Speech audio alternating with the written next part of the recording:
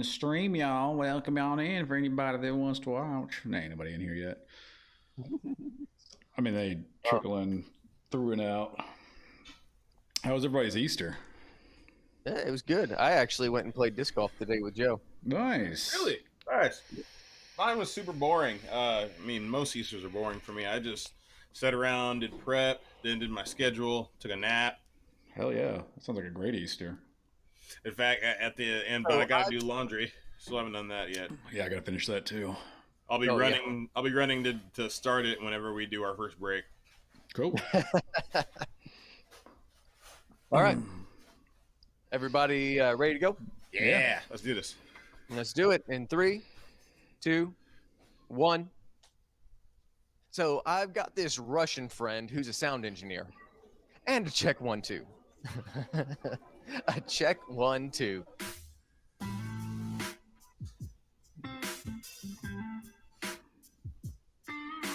Always bringing comedy, delivering entertainment frequently, giving hope infamously, just taking it like most normal outstanding people, quietly revealing satire, trivially usurping volatile whack jobs and xenial yahoos. It's Zaboys!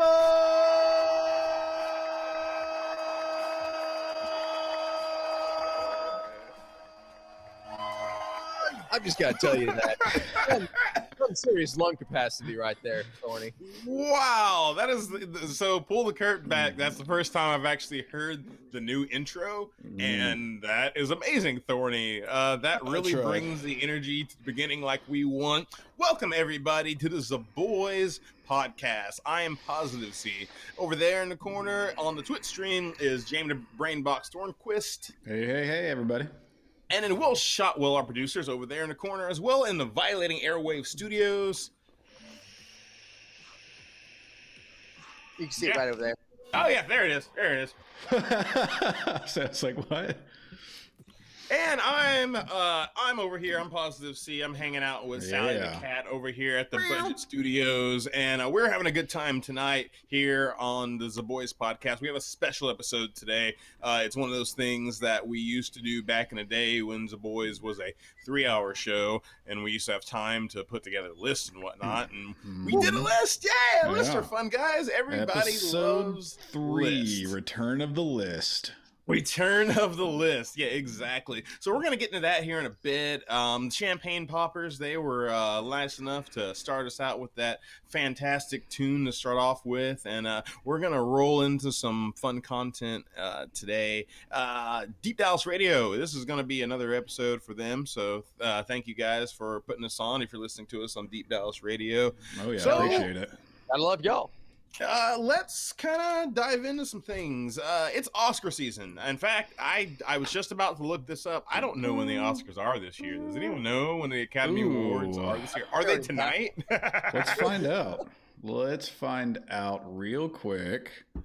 You know, we when probably should are the Oscars of 2021? Right. They are Sunday, April 25th. So they are weeks away. Couple of weeks away, but it's still Oscar season, and so we decided to talk about movies and a bunch of the high praise movies that get talked about when it comes to the Best Picture award. That's supposed to be the highest form of award for cinema.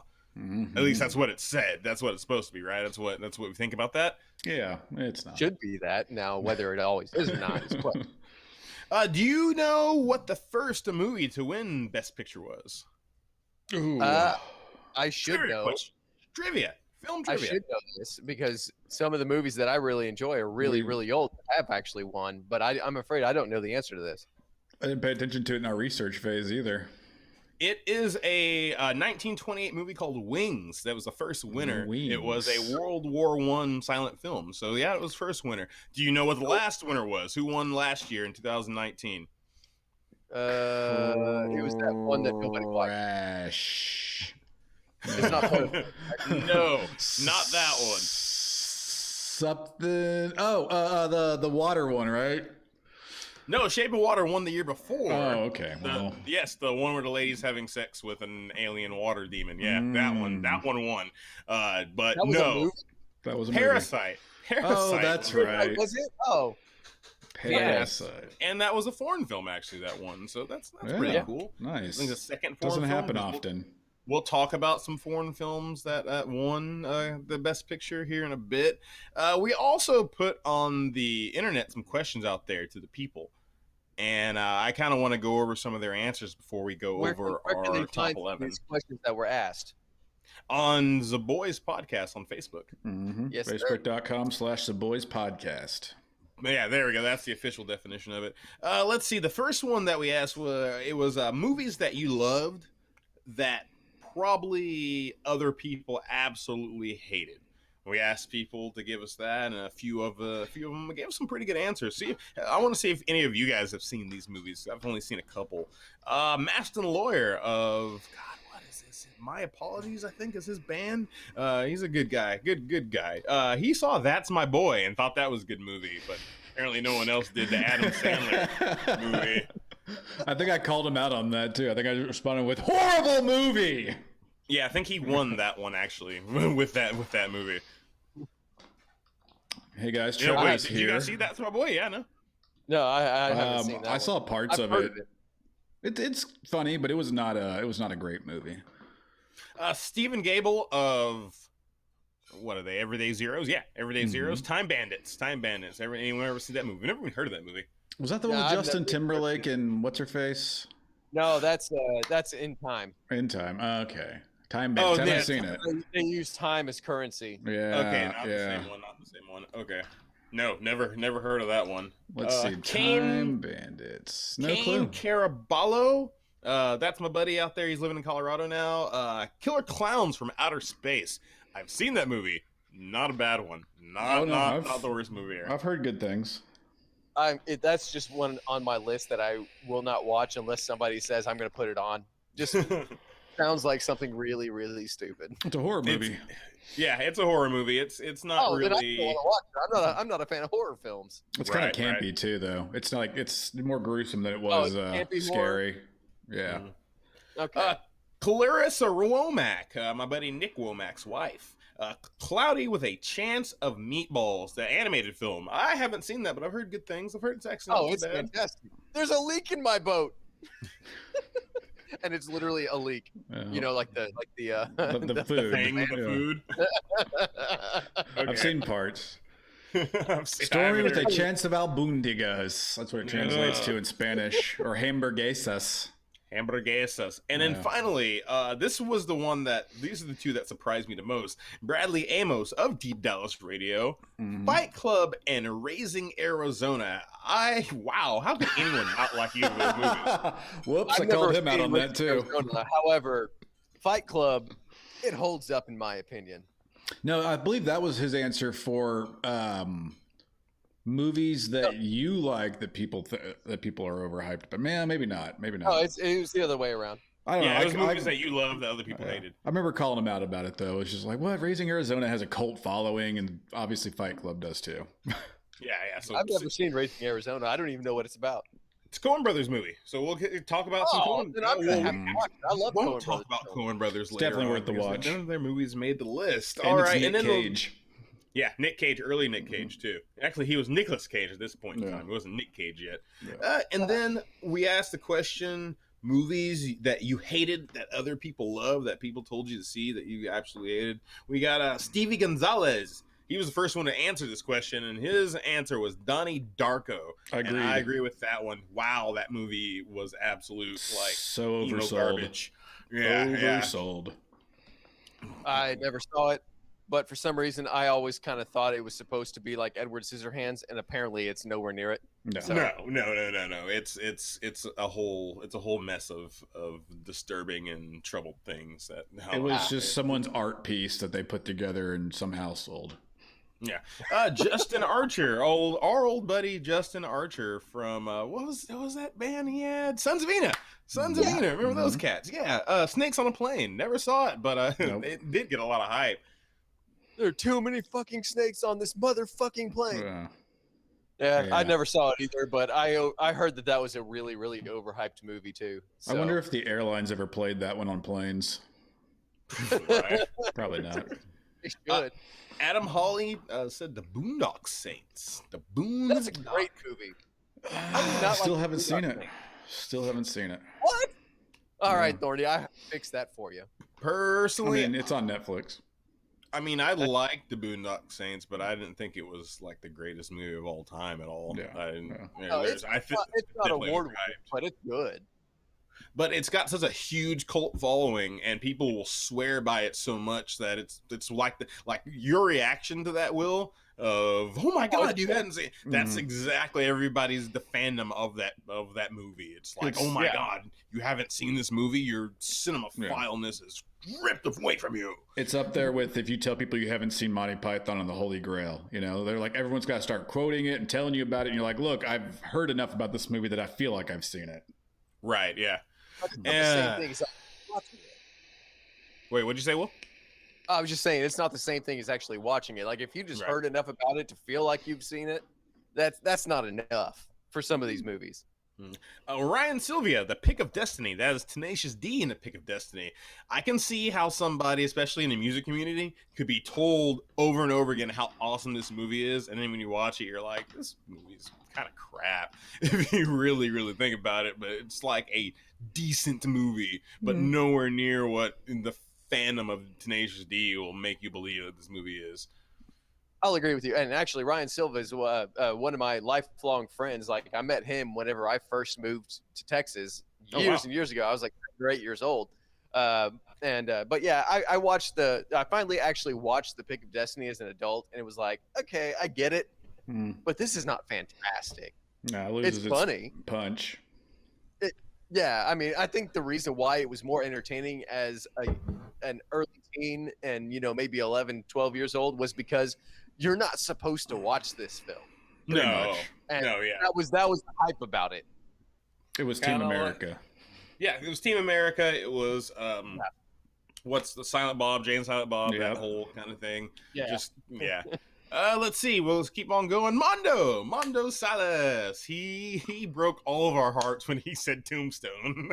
I agreed with him. Really, Thorny. I heard again. It's one of those movies I heard so much about that when I finally got sat down to watch it, I was like, "Oh, okay, this is a good movie, but it's not as great as y'all said it was." And I'm fairly certain that guy's gay. Like the "I'll be your Huckleberry." Like, is that not the most effeminate sounding "come on" ever? Like, if someone said that to you in a gay bar, you'd be like, "Oh, huh, okay, let's do this." And then finally, Tara Hawley.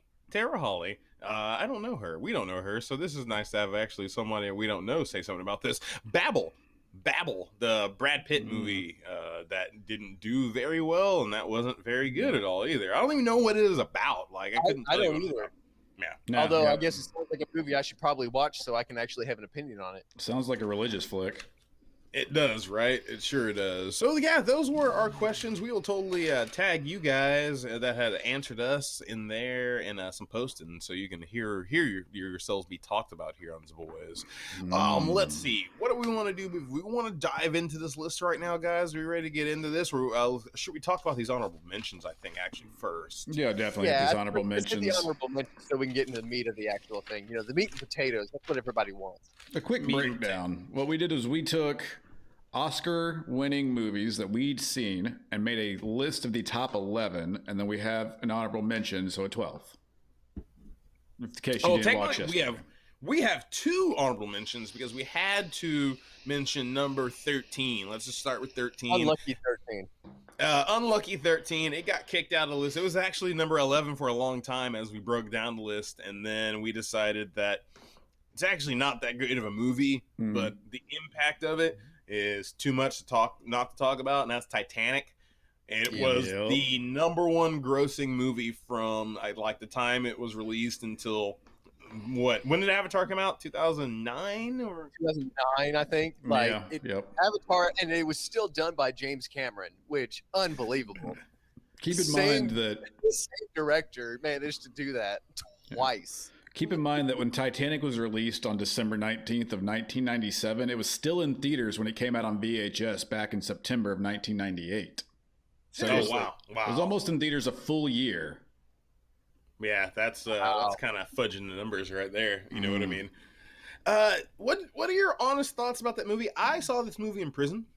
Oh, it was on a list of movies that I swore I just would never ever see because of how hyped it was. Avatar is on this list. Like there's movies that are just so overhyped in my mind that and Shawshank's on this list. I know you guys love Shawshank, Oh my God. but everyone is just pressures me so much. I'm like, I never want to see this movie. I thought you'd seen Shawshank. No, I haven't seen Shawshank. You do the Andy Dufresne thing so well. Well, the voice, the narration voice. I thought it was just a decent movie with some cool effects. I didn't think that it was really that great of a movie. I didn't even think it was that great of a love story. Yeah, no, Titanic is not a great movie. It was great when it came out, but it was because that was the times, right? Like it was a big tentpole flick, and it captured us all. So it's Romeo and Juliet. Yeah, except for the only thing dividing them, I guess, is class and a boat. Right. Yeah, but still, it's basically Romeo and Juliet, except for instead of her killing herself at the end, she survives, and that's about it. Fun fact, they almost cast that movie with Gwyneth Paltrow and Matthew McConaughey. Found that out today. Yeah, during our research today, I found that out and thought, wow, that would be a different movie.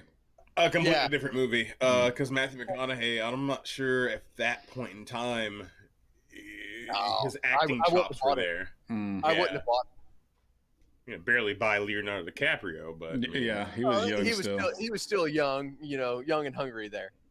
He was. He was young and supple. So what's our other honorable mention?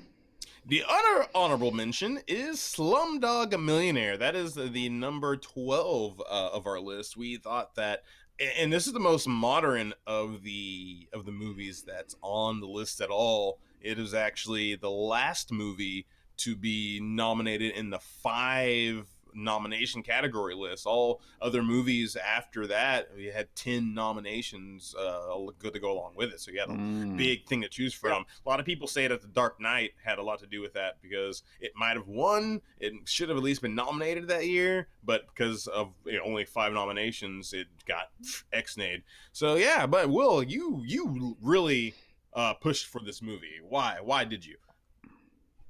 I did because I mean it has an interesting story. Like it's about a guy who is pretty much he's almost worthless. He doesn't really have any money, and it's a love story. And he's going out to go look for this girl that he found, and then he manages to get on to Who Wants to Be a Millionaire, at least the Indian version. And the whole reason why he wants to be on the show is not to win the $1 million. He doesn't care about the money. He is out there to get as much publicity as he can to find his love interest, Latika. Yeah. And so the whole film also has a whole bunch of international actors in it. It's also British, which also makes it interesting that it is a Oscar or Academy Award winner film, Academy Award winning film. It holds a 91% rating on Rotten Tomatoes. And also it was nominated for 10 Academy Awards in 2009 and won 8 of them. Yeah, but none of those were for acting. Best Picture, Best Director, and Best Adapted Screenplay. Yeah, that's really good. That's a lot of good numbers on that. It was almost released straight to DVD as well.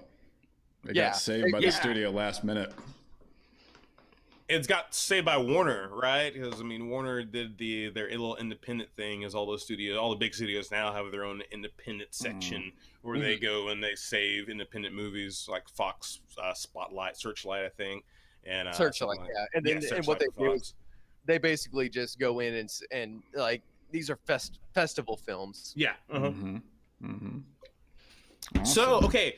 On that note, before we get into the actual list, I think we'll start the actual list this next segment. But I want to say that the Academy Awards, when it comes to the nominees, it opened up a lot whenever it added the number, right, to make it 10, because they wanted bigger budget movies and they wanted movies that the public liked more in the category rather than these art pieces, right? But then I started going down the list after about like 2010 maybe of all these movies that are actually getting nominated, and these aren't movies these are all art piece movies. Like, have you guys heard of Amur? Nope. Beast of the Southern Amur? No. Amir. Nope.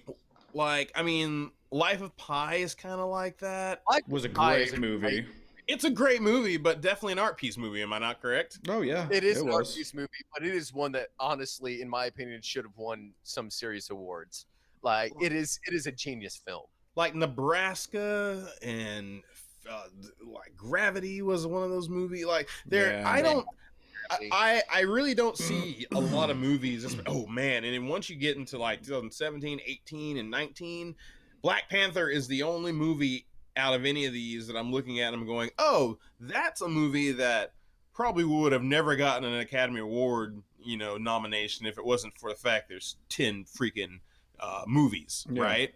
Like, I just think that they've gone away from the public's view of what a good movie is again, and now they've kind of gotten to these really uptight art piece movies, and I can't get into the best picture. Okay, right before we leave, we will take the nominees for this year's best picture, and let me know if you've actually even heard or seen any of these movies. The Trial of the Chicago 7. No, but it's on Netflix, so you can watch it. Watch it. Pretty good. Watch it. The Sound of Metal. Great movie. I know you don't like it, but because it doesn't have any metal music. Doesn't have any. But it is a phenomenal depiction of the deaf community. Okay. I'm serious. Yeah, sorry. Just what watch else? it. Promising Young Woman. Never heard of it. No, I haven't heard it either. Nomadland. Nope, never I've heard of it, but I don't know anything about it. Minari. Nope. Mank. Nope. What? Granted, Judas and wait. Judas and the Black Messiah. Heard about it. Heard it was great. Did not see it. And then finally, The Father. Nope. Yeah. Nothing. Haven't heard of any of those movies, and they're the Best Picture nominees. Like, It was a weird year for movie releases, right? Let's be honest there. No Tenet. Yeah. No, yeah. So that movie didn't get so I don't know, guys. I'm kind of over the Oscars because when we go down our list in the next couple of segments, we'll see the types of movies that we have watched that won the Best Picture and that we loved comparative to this list and or the ones that get nominated, recently. And we'll see that the type of movie has definitely changed. But that's gonna be the next segment here on the Zaboys podcast. We will be rocking and rolling here in just a little bit with our top 11, the Best Picture winners that we have seen personally.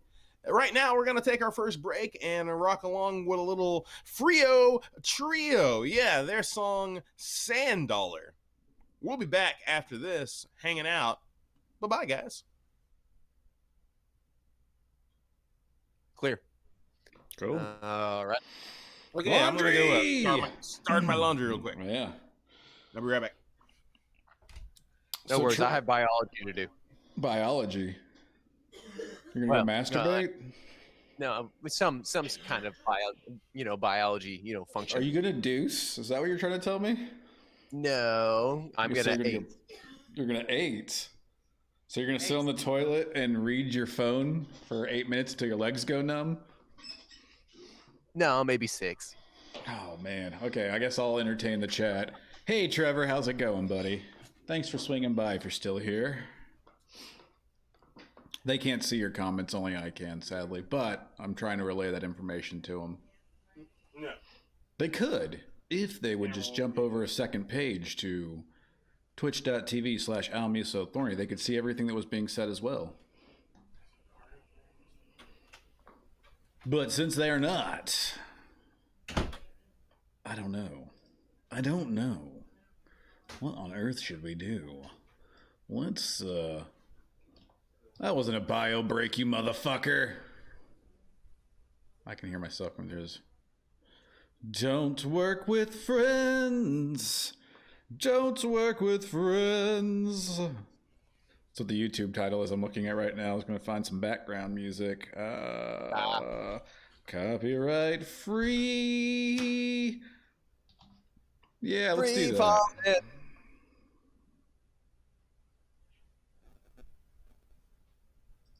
Let's do this. At least it'll work on your side. I don't think I'm gonna be able to hear it over here on this Yeah, end. no, I know. It's just for the stream background so that people can have a good time during the break while they wait.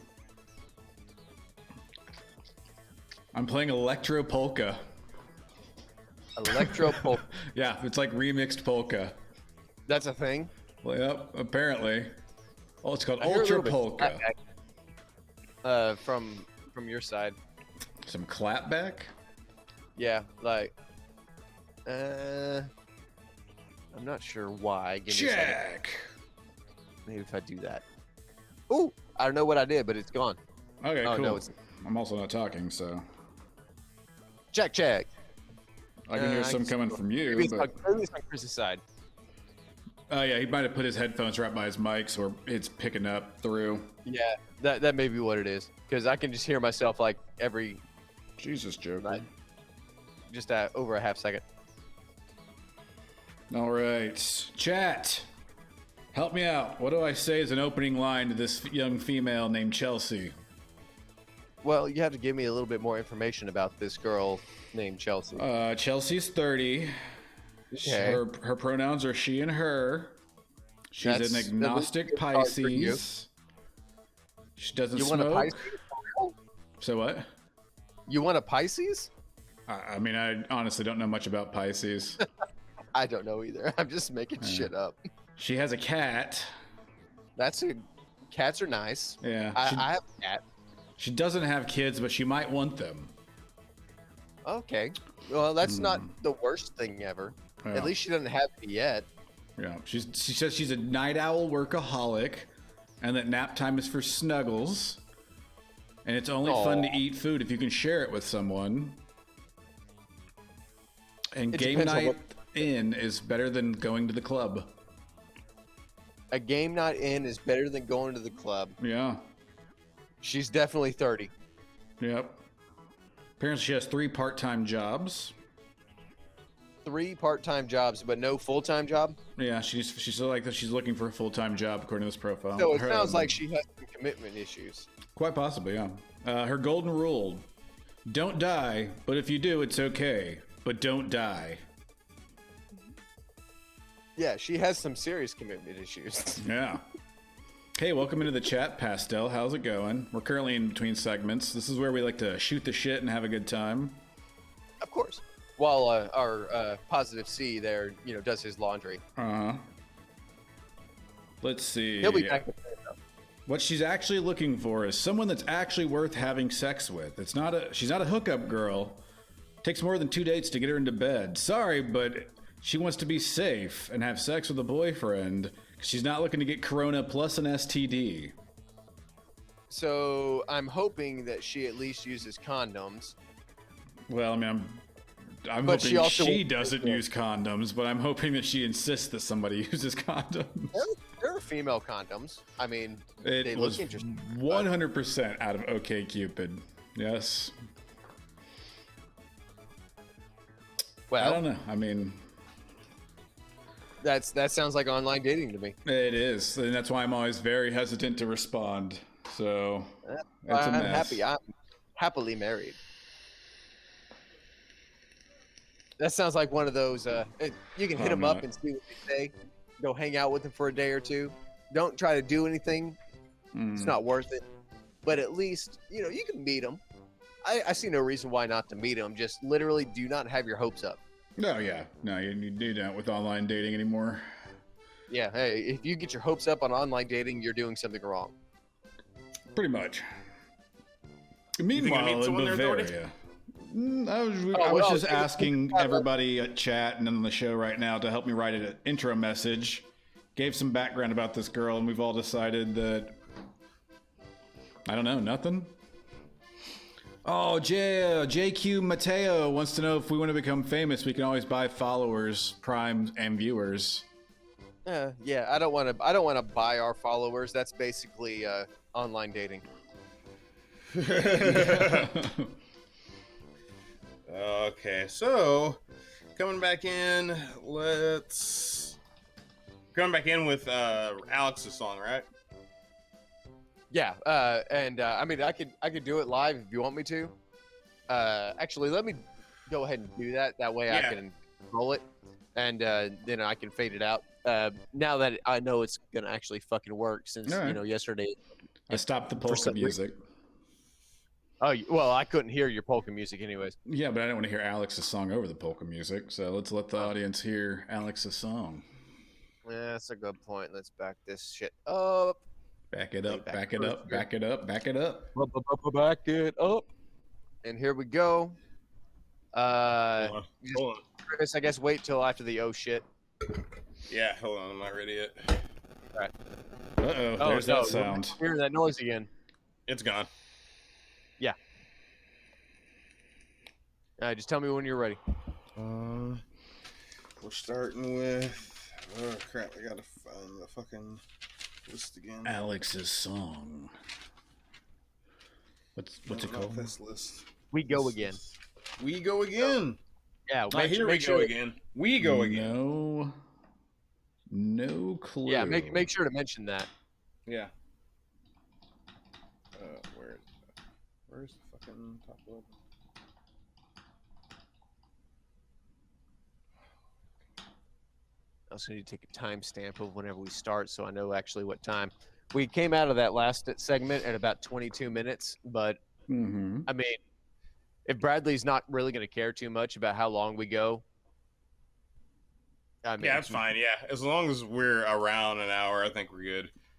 Well, this is going to go over based on what we've been doing so far, but as long as we stick around an hour 30. But he didn't care. No. So it's I not, mean, it's not paid time. You know what I mean? Yeah. Just let me know when you're ready. I'm good. I got to start with Unforgiven. Someone actually want to start it out and So you don't mind taking care of that while I do this. I was going to have you bring it in this time. So what's this song called that I need to mention? You were just listening to blah blah blah by Alex Rincon. Here we go again. Well, we go again. The song that we played earlier was damn it, the Frio Trios. Didn't write it down. Sand Dollar. Okay, you already mentioned that though. That was Frio Trio. So this is Alex Rincon. Well, this is just this is gonna be bed music that we're gonna use a lot of the time. Well, so I don't need to mention this. Well, I mean, you just mentioned that he gave us some music. Yeah. Cool. So I'll be all right. right. Everybody ready? Yeah, I think so. Yeah, go ahead. 3, 2, 1.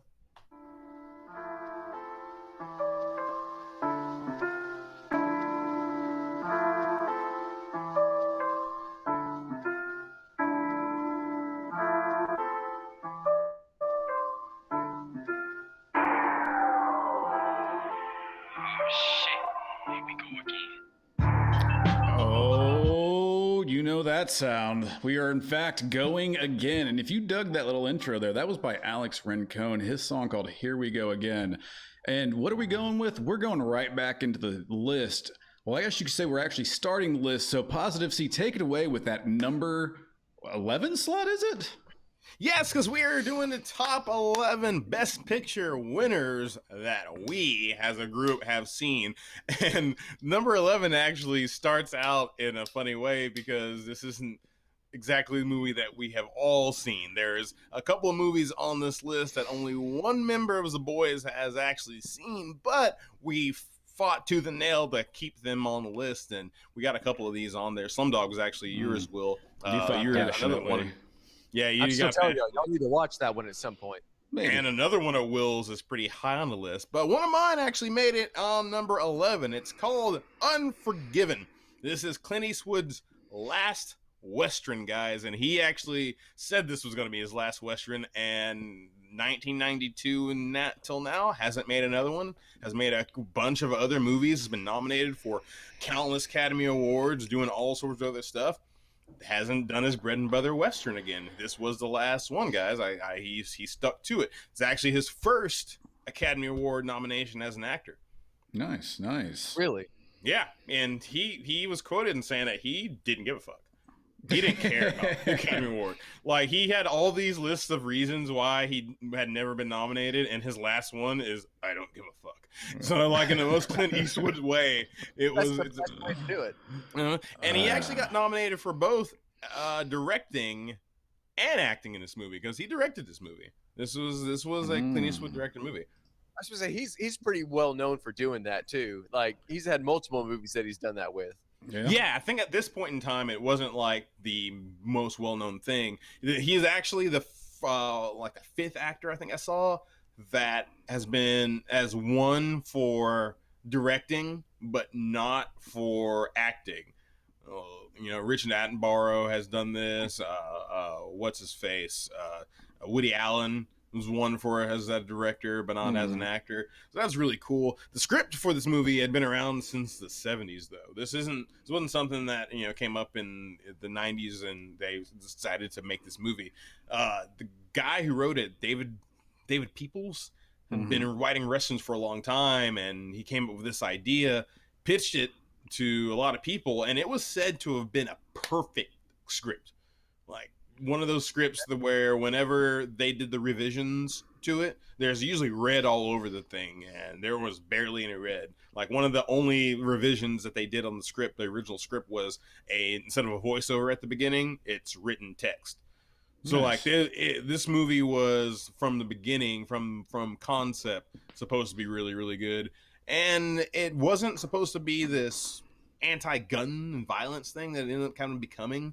Gene Hackman, who's in the movie, wasn't really into violent movies at that point in time. There was lots of stuff about this movie that is anti-violence, but really it was about deconstructing the Old West. That's what Clint Eastwood wanted to do. He wanted to take this myth of the old shoot 'em up West that he had been doing, you know, in the 70s and 60s, deconstruct that and make this kind of thought piece movie. So I think you guys should go ahead and check that movie out. From what I've told you about this movie, will you guys be checking out Unforgiven? No, I think so. I mean, I'm already a Clint Eastwood fan anyways. I'm excited to actually watch this. You've sold me on it. You seem very passionate about it, so I'm eager to actually sit down and watch this one. One of the few westerns I like. I don't like westerns. I can't tell you. I mean, I'm a fan of 3:10 to Yuma. I thought that was pretty good. I thought that Tombstone was pretty good. Other than that, man, I'm not like a big western guy. I didn't even like True Grit, the new one. I didn't really think that was a really good movie. So no, the original one's the best one. Just a fun fact on this. You mentioned it, this screenplay was running around since the 1970s, but back in the 1980s, it was originally optioned by Francis Ford Coppola, who you're going to hear a lot about on this list too. Yeah. And before Clint Eastwood actually took it over in 1985 to make this movie. Yeah, he was waiting on being the right age, and it just didn't work out. I mean, it's perfect because he was the right age and he had done all those westerns. It's like if he would have done this in the early 80s and mid 80s or even in the late 70s, like, it wouldn't have worked in the same way. It would have probably been one of those old classic westerns, and we wouldn't really think about it in, you know, the top 11 movies of best picture. Probably wouldn't have even won best picture by then. Yeah. All right, moving right along. We're in the top 10 now. Will, the underdog story of Rocky. Oh, of course. Y'all always got to have some heavy-hitting facts about the Rocky movies. Let's go ahead and just start off. I see what you did there, sir. Bing, bing, bing. Let's go ahead and start off with this, that Stallone wrote this first draft of Rocky in 3.5 days, also with only having $106 in his bank account. That is a heavy hitter. Yeah. Yeah. And I mean, he straight up just spent hours and hours just pen and paper, just kind of writing this whole thing. He set his ass in that chair till it bled. Yeah. And let's see, where's the rest of my notes on this? It was also initially the studio wanted to hire either James Cain, Burt Reynolds, or Ryan O'Neal to play Rocky, but a part of the deal that they wanted, or that Sylvester Stallone wanted, was he had to play Rocky. So he ended up selling the script for $20,000 rather than the $340,000 that they offered him. Wow. So That's he betting gave on up. yourself. Yeah, he gave up $320,000 to make sure that he was the guy that played Rocky. It was a And solid move, didn't though. that work? Yeah. Next one. Stallone and Carl Weathers rehearsed their first big fight, or the big one at the very end. You know that Rocky still ends up losing for 4 weeks. Spoilers, man! Come on. Spoiler alert for a movie from 1976.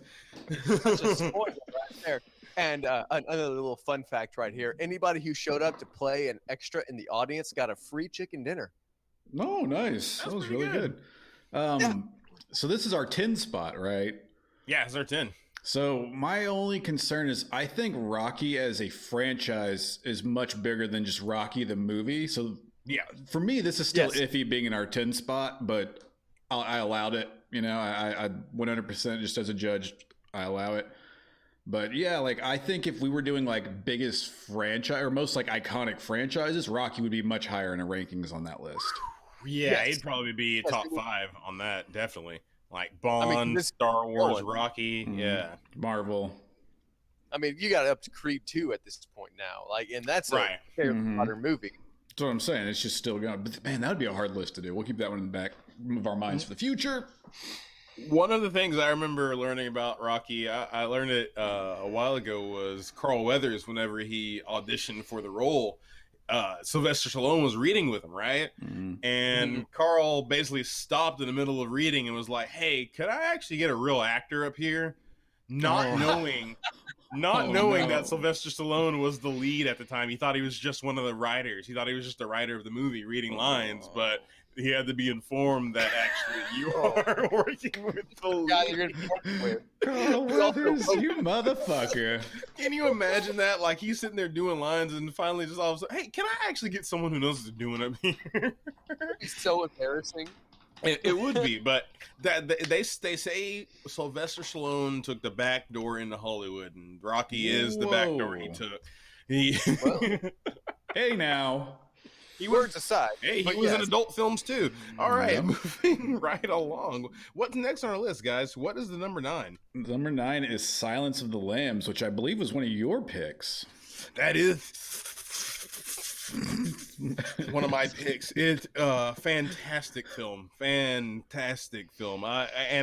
Whenever we were going over the actual breaking it down, I didn't give the filmmaking enough credit. But if you notice some things about the way they shoot, especially speaking to Clarice and Clarice speaking to people, any shot of anyone speaking directly to Clarice is dead on, like first person view, like speaking directly into the camera, right? Like I'm doing right now. This is how over the shoulder stuff. No, nothing over the shoulder. Everything's dead on. And then if Clarice is speaking to someone, it's always a little off kilter, or she's looking off to the side somewhere else or something like that. And it was a purpose direction, so you always feel like you're in her point of view. This is her point of view throughout that whole movie. And now thinking back on it, it really does make that very closed off. Like the movie's not big. It doesn't feel big at all. It feels tight. Very claustrophobic. Yeah, and I think that's one of the reasons is that filmmaking style of making it feel like it's definitely a one view. Anthony Hopkins won the Academy Award for Best Actor for this, right? Yes, surprisingly. Yeah, surprisingly, because you know how long he's in this movie? 15 minutes? Maybe 10 minutes. 24 minutes and 52 seconds. Time in the film. Also, something to consider is that Sean Connery was their first choice to play Hannibal Lecter, followed by Daniel Day-Lewis. I think Daniel Day-Lewis could have done the role, of course, because he's Daniel Day-Lewis and he just does every role. But yeah, like this was actually Anthony Hopkins considered this his last chance at breaking into Hollywood. He had done movies and he had done some stuff in the 60s and 70s and whatnot, but he had really been a stage actor and a British actor. He hadn't really done huge here in America. He hadn't had that break. And think about it. He's known to us now as one of the greatest actors of all time, but it took all the way up until 91 was when Silence of the Lambs came out to break out in Hollywood. That is freaking sane. Jodie Foster read the novel that this is based off of and wanted to buy the rights but then Gene Hackman actually had the rights whenever she tried to buy it. So that's Gene Hackman in this again. Gene Hackman's all over the place in this. And the the Buffalo Bill dance, you know, the the one where he tucked his penis? That was not in the original script. Oh no, yeah, that was... He did it on his own. Yeah, the guy who Ted Levine, who played Buffalo Bill, was like, this has to be in it. It sets up the character so well, and I think that character in that movie is probably, you use the most has a phrase, but the most underrated character in movies. Like everybody talks about Hannibal Lecter in that movie, but Buffalo Bill is fucking great. Like that character and the way it's played, it's creepy and just he is creepy. Like everything he's about supposed to be the bad guy. Makes me cringe. Okay, so here's a question for you guys. What's the iconic line from the movie? The most iconic line, the one that no one can crow white. I'd want to fuck me. No. The one that everyone says is "Hello, Clarice." Exactly, but that's not even in the movie. Exactly, it's the Mandela effect in play. What do you know the actual line? Oh man, it is. It's not "Hello, Clarice." It's "Good evening, Good Clarice." Evening, Clarice. Yeah. Clarice. Yeah, it's not "Hello, Clarice." But in Hannibal, I think just to put that in there whenever he's on the phone with her, he goes, "Hello, Clarice." When he does it in such a way that it's just to put it in there to make people happy. Like it's one of those things that definitely people thought about. But the movie is built off the performances. It's one of those movies where every acting performance, even Jodie Foster, is so iconic in its way. I mean, Jodie Foster set up Scully. If you don't have Jodie Foster in Silence of the Lambs, you don't get Scully in the X-Files, another iconic character. So there you go. Silence of the Lambs are number 9, a very, very deserving. Number 8 is Gladiator. Gladiator. I'm not going to pretend to be an expert on Gladiator here. I've just got some fun facts. But I guess my first question is, what do you guys remember from Gladiator? Like, give me a quick synopsis, both of you. Oh wow! So I remember the beginning being awesome because of the kind of the war scene, and then Maximus's kind of fall and him having to be captured and all that stuff. I remember all of that. Yeah. And then about when he gets to Rome, I don't remember a bunch. I remember a couple of good fights. Yeah. But I don't remember a lot of the plot and why I don't know why Joaquin Phoenix is so pissy. Yeah, it's a weird role, isn't it? Will, what about you? Do you remember anything different about that movie? Well, I just remember, I'm pretty sure that Russell Crowe's character, his wife is killed along with his family, and then he is dragged out to this or something. And then he just ends up yelling in the middle of the Coliseum. What is that? Come on, you know the line. Are you not entertained? There you go. Yeah. Are you not entertained? Yeah. I mean, that basically summarizes it right there. It's basically a revenge story about a soldier who gets thrown into slavery. So first of all, this movie cost $103 million to make, and it made $457 million. So that's a good return. It is. Yeah, that's a pretty good return. You're supposed to make twice as much as it made roughly 4 times. So that's a solid return. But it's something odd was that Jude Law auditioned for Joaquin Phoenix's role. Yeah. At one point, and J-Lo actually auditioned for the role of Lucilla. I don't know how you pronounce it back then. Who ended up getting that? Who was in that role? I don't remember that actress. I don't remember her name either because I don't know her from anything else. Right, exactly. That movie was not built off of performances. I think that movie was definitely built off the filmmaking and grandeur. But man, and Russell Crowe actually was really good. Oh yeah, he made the movie. But you mentioned that amazing opening fight scene, and only in a tentpole Hollywood film can you get away with what Ridley Scott there. He actually went and burnt down the Borden Woods for that battle scene and shot scenes during it. Luckily, it was scheduled for deforestation, and he had permission to do so. So, it was okay, but only in Hollywood. Good. Yeah. Yeah. Yeah. And They've down the woods for Hollywood. Yeah. And then actually, here's another fun little thing I found out today, too. There's a sequel written for this movie by Nick Cave that reincarnates Maximus and has him travel through time to different wars until ultimately he becomes a war advisor for the Pentagon. Well, that sounds really stupid. That does. That sounds absolutely terrible. Did not get made. It is written. It was 100% written. Was not made. Wow. Burned Yeah. in the fort that they burned down for. Yes. But yeah, that was our number 8 on the list. Number 7 is The Departed. So, Thorny, I think that's also you too. That is, yes. I fought hard for The Departed. So The Departed is just a great movie. Mind puncture. Let's call it that. Yeah. It's Jack Nicholson plays a mob boss, and then you've got what's his name? Leonardo DiCaprio, Matt Damon. Is it Leo DiCaprio? Yeah, and then Mark Wahlberg. And these guys are all just, it's basically the ultimate double agent movie, if you really think about it. It's just everybody is lying to somebody in that flick, and They all kill each other at the end. so much great stuff. So that movie actually had a budget of $90 million, and it grossed $291.5. That only cost $90 million with all of those actors. Well, that's the funny thing. 50% of the budget went to the actors' salaries. Okay, that makes sense. That makes a lot of sense. Wow. It's also you had Martin Sheen, you had Alec Baldwin. Yeah, no, you had big names across the board in every damn scene. Anthony Anderson was in this, like a big fat guy. Probably got paid the least. Yeah, right. Yeah, definitely. He was just happy to be in the film. It was Scorsese's first Oscar win. Yeah, and his only Oscar win. Yeah.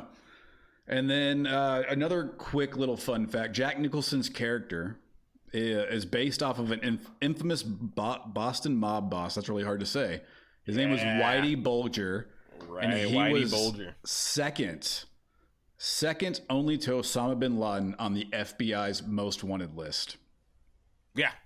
He actually just died recently. Yep. And Johnny Depp played him in a movie. One of the cool things about The Departed, we all saw it. Did we all see it? Mm-hmm, I believe so. Yeah, it's been a couple of months since I've watched it, and I may have been a couple of drinks in. So before we move on into the next one, I want to ask you: do you think Mark Wahlberg was killing Matt Damon because he killed his boss, or because that Mark Wahlberg actually worked for the mob? Because the ending is super, ambiguous. Yeah, it's just like, you think he worked for the mob? Yeah, I'm with him on the mob. I think everybody was playing both sides that entire movie. God, that was sick. He got nominated for Best Supporting Actor. Mark Wahlberg did for that movie. Role. Really? Yeah. I mean, he did good in it. He did good, but not better. But it was no Ted, right? But that's that. Moving right along, we got Chicago. This is more of you, Thorny. This is another one of your favorites. Yeah, well, it's not a favorite. It's just I fought hard for it. On your list. This is our number 6, right? Yeah, it was number 3 on my list because I had like 12 movies to pick from, and I didn't want to go watch a bunch of movies real quick. But Chicago, of course, if you don't know, it's a musical. It's shot in a very interesting style of scenes. Like courtroom scenes, acted out scenes where they're almost like lip syncing over the acting out, and then big musical numbers. Mm-hmm. It had a $30 million production budget. Okay.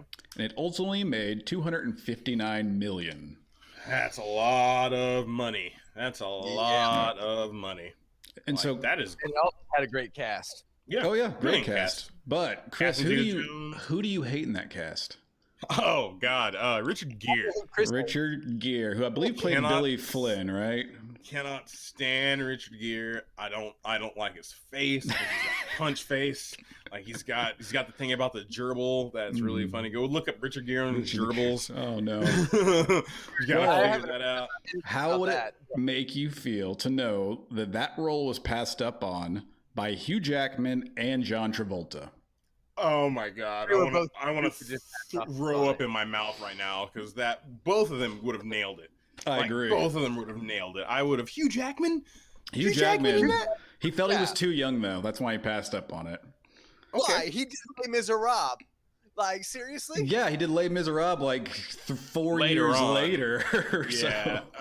Still done it. Man. Yeah. And now for the creepy bit, Harvey Weinstein was involved in this movie. And great. at one point, he really wanted to cast Britney Spears in the movie. Huh. Yeah, I wonder No, why.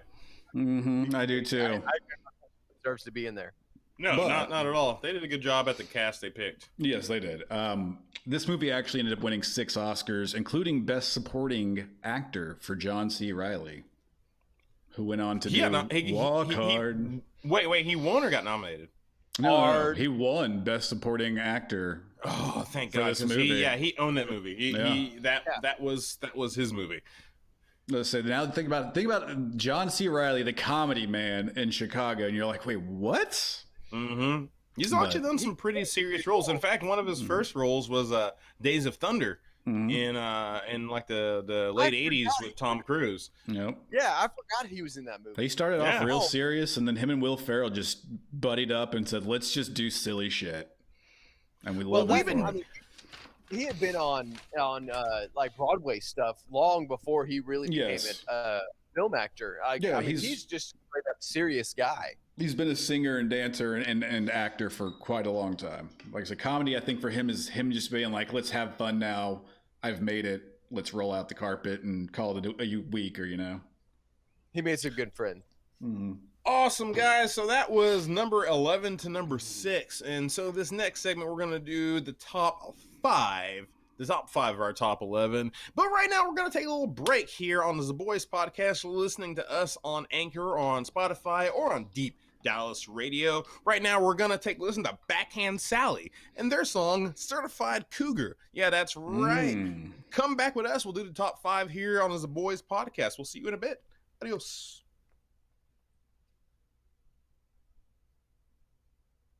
We're out. Cool. Okay. Cool. Awesome. Good. Okay. Anybody need to run anywhere, do anything? No, I'm good. I still got like 15, 20 minutes until my clothes are done, so I'm kind of good. We can finish this out if we want to. Oh, let me just take a big rip of this. You're good. I gotta find my nicotine gum. So we're starting with Lord of the Rings, then Godfather, Forrest Gump, Lawrence of Arabia, and Yeah, the Godfather. That's what my research consisted of, was just finding a lot of fun facts on all this stuff to throw at you guys. Yeah, that's what I did. I just found like three facts, and then I got a couple of talking points just because I remembered shit. Yeah, exactly. As we're talking, it's like personal opinion stuff falls into place, or oh yeah, remember that? Yeah.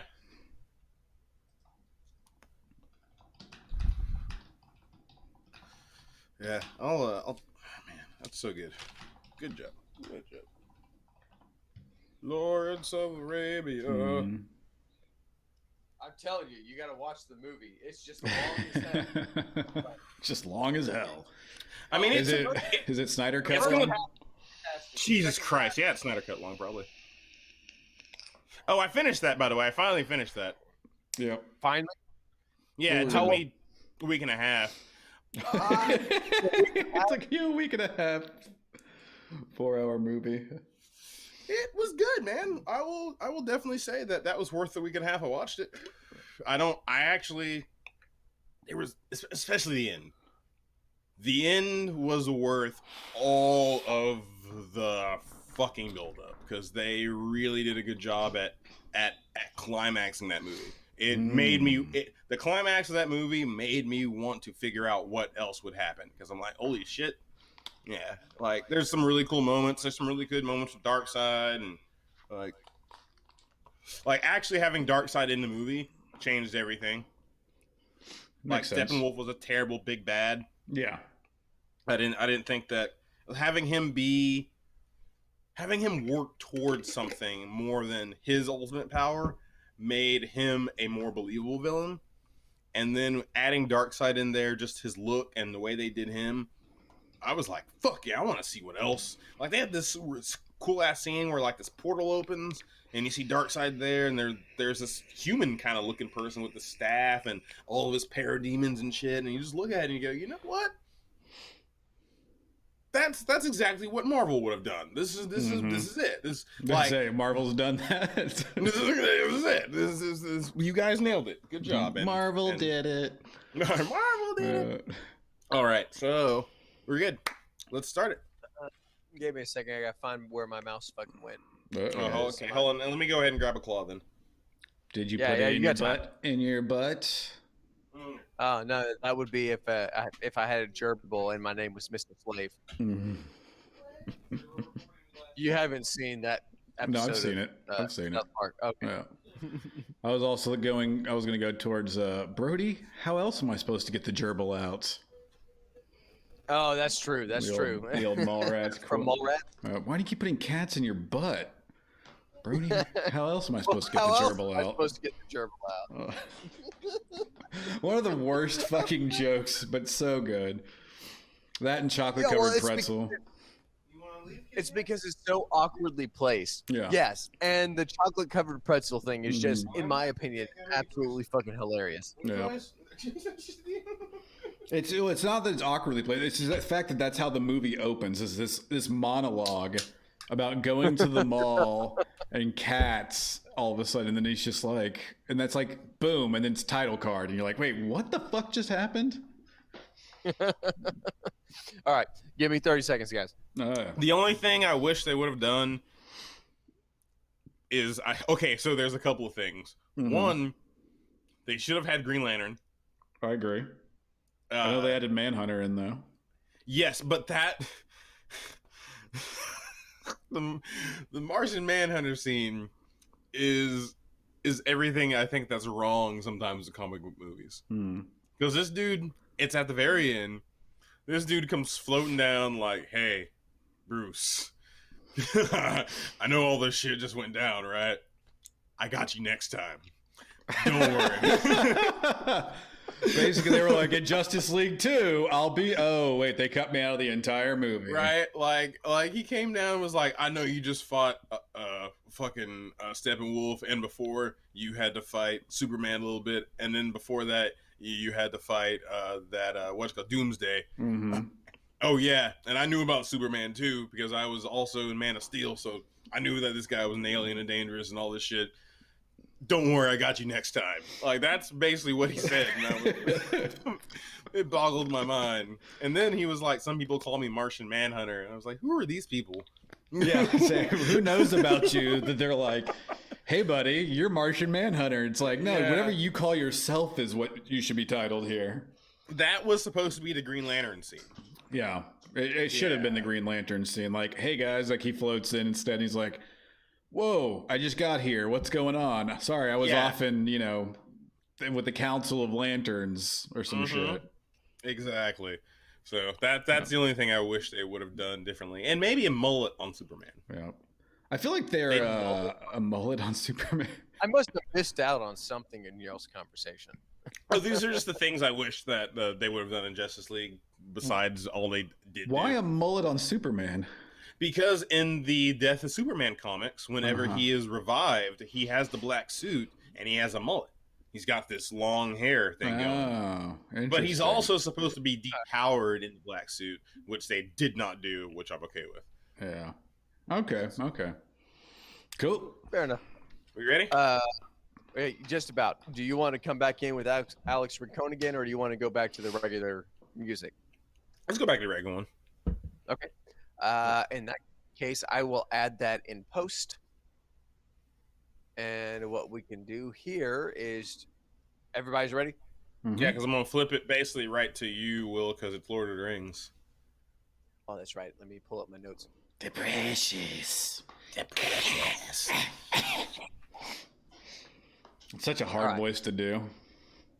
In 3, 2, 1, go. And welcome back to the Zaboys podcast here on Deep Dallas Radio, on Spotify, on Anchor, wherever you're finding us on the internets. We are in the middle of breaking down our Zaboys top 11 Best Picture winners that we have actually seen as a unit. And this has been a lot of fun, guys. Just to go over the top 11 so far that we've done, we had some honorable mentions. 13 was Titanic and 12 was Slumdog Millionaire. But when it came to our top 11, we started out with 1992's Unforgiven. 1976's Rocky was number 10. 1991's The Silence of the Lambs was our number 9. I think Gladiator was 2000, I think, in 1999. So. We have somewhere around there. That was our number 8. The number 7 pick was The Departed in 2007, I believe. No, 2006, because No Country for Old Men was 2007. And then a number 6 pick was Chicago in 2004. 3 or 4. I'd have to look that one up. I honestly can't remember. It was. I think you're right. I think it was 4. Let's see. I'm going to be right. Oh no, he's looking to prove himself right, ladies and gentlemen. He's coming off the top ropes with the steel chair. With an elbow for 2003 winner because of the 2002 movie. So, God, that's an old movie. That's like a 20-year-old movie. Yes, it is. Oh, don't tell me that now. That's because the next year, I believe this movie won.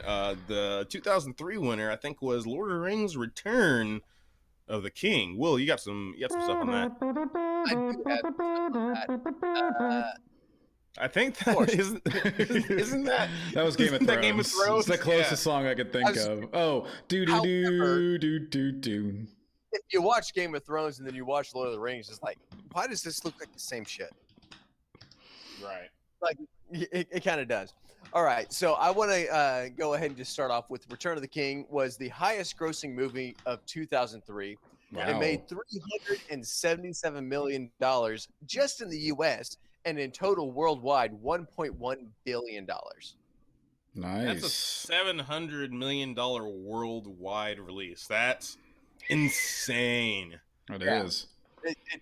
It is stupid. So that's $1.1 billion mark also made Return of the King the second movie to ever eclipse the $1 billion mark. The only other one that beat it was Titanic. Ah, your heart will always go on. And we're gonna have to give a little bit of a sad story here. Return of the King places 21st among the highest grossing movies of all time. Sadly, just one spot lower than Transformers: Dark Side of the Moon. Ouch! Really? I don't know how Transformers beat it. I'm blaming inflation for that. Maybe, I don't know. That's true. He does know how to make an action movie. That is true. Was Megan Fox in that one? I don't think she was. No, that wasn't a Megan Fox one. That was definitely all Shia LaBeouf. Just do it! Yeah, do it! Do you know how many Academy Awards this movie freaking won? I do. It was nominated for 11 and won all of them. Yeah. And it's the highest sweep in Oscars history. Yeah. No that's other insane. movie has ever done that. And my last big thing to talk about here is this movie won Best Picture and Best Director Oscars. It's the second. It is the second movie to do this outside of Godfather Part 2, which we'll get to later. Yeah, because I mean, it's weird that they don't do Best Picture and Best Director in the same year. It's usually like kind of different, and it's like they give the production so much credit with the Best Picture nominee or the winner, and then with the Best Director, they kind of just I don't know why that is. It's so strange. Peter Jackson deserved it. Do you guys think that this movie was a lifetime achievement award, basically because the other two movies were just so awesome? Well, they didn't win. One thing that our buddy Wes Mort said. Wes. All of us have said, we all kind of know him from playing fantasy football together. Yeah. But that was one of his big things that he said. It was basically just a gimme because of the other two movies as well. They finally got the reach around. Yeah. But it was a reach around. No, so they finally got it. But okay. A fun little thing here. Peter Jackson apparently is a prankster because after they finished shooting, he actually gave Elijah Wood and Andy Serkis he gave them both the One Ring, and neither of the other one knew that they got it. So they both think that they have the One Ring. That's hilarious. Yeah. This movie made they Andy. both have the One Ring. Yeah, they both have the One Ring. This movie's kind of a curse when it comes to some people too. I mean, well, the franchise is, because I mean, think about what has Elijah Wood done really significant since then. I mean, Sin City was Wilfred. Yeah, Wilfred. I haven't watched Wilfred. I mean, everything's been kind of everything's illuminated. He did. Not a lot though. No. I mean, he's probably done some stuff, but nothing of this caliber. That's a movie. You got you have what's his face? The elf. Can't think of his name for some reason. Yeah, you're talking about Orlando Bloom. Orlando Bloom. He went on to do Pirates of the Caribbean. And then what? 4 of them. Which he shouldn't have done. Well, I mean, he made bank doing those 4 movies. That's probably just set him off. And then he married Katy Perry. Oh, yeah, that's... Oh, okay, that's why he's not very big hit. Yeah. That makes sense. So would you work if you were hanging out with Katy Perry all the time? I wouldn't. I think the only person really to come out of that movie franchise and really still do a bunch that I think considered decent is Viggo Mortensen. Think he... No, you Hidalgo. forget about Sam. Sean Astin was before, though. Sean Astin had a career before that. Okay. He did a few movies after. Well, and then there's also Sir Ian McKellen, but he always had a career before also, and it was going to continue. Yeah, I really think that Christopher Lee also. I guess that goes to the same point that he was famous before these movies, anyways. So Viggo Mortensen, the only one that made it out and still is doing things. What else pretty. Did he do? He did Hidalgo. He did History of Violence. That The Road. He was in that. He was in whatchamacallit? What's that damn movie about the horse? Hidalgo. What's Hidalgo? Yeah, Hidalgo. Yeah, that one. The Green Book that got nominated for the Best Picture. I think won Best Picture actually. He was in that too. So. If you're in still Best Picture winning movies, you're doing pretty good. All right. Moving right along. Yeah, we're not in those movies. The next one, it's actually one of my picks, and it's the one of the ones that only I have seen. This movie was on so many lists of like the greatest movies of all time. It was really hard not to have it on there. It's The Godfather Part 2. The Godfather Part 2. And a little known fact, well, maybe you guys know it. Robert De Niro actually, he read and was going to be cast in a really small part in the original Godfather. But then something happened. He didn't get cast. Nothing worked out. And Francis Ford Coppola saw him in the movie Mean Streets and immediately wanted him again to play young Vito Corleone. So this movie might not have been the way it was if Robert De Niro would have got that role in the original Godfather. Can't really have that guy be in this movie and then play young Vito, so that doesn't work out.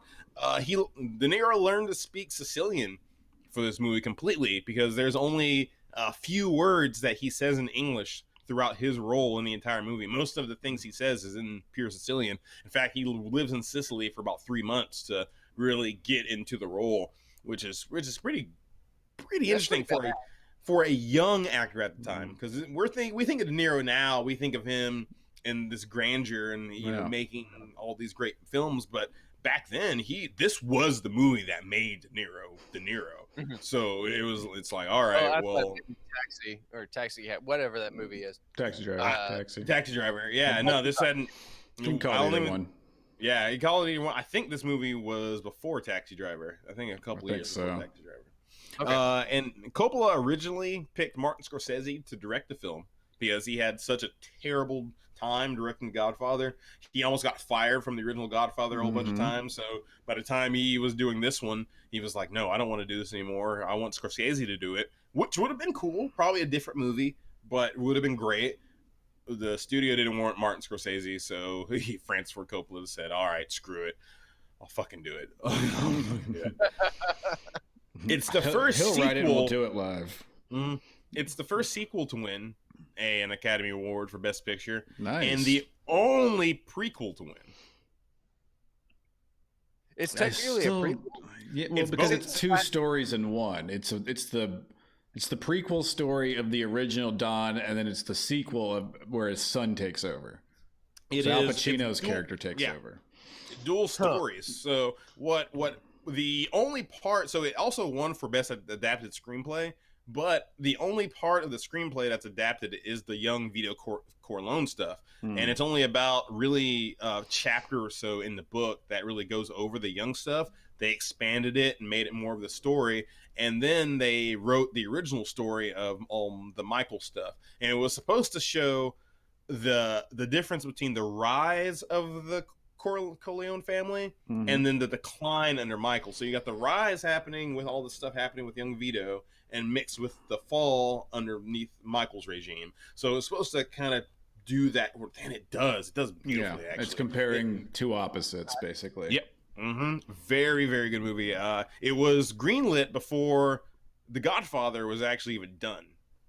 I can the believe buzz around The Godfather was so great that they greenlit The Godfather Part 2 before they even finished filming that movie.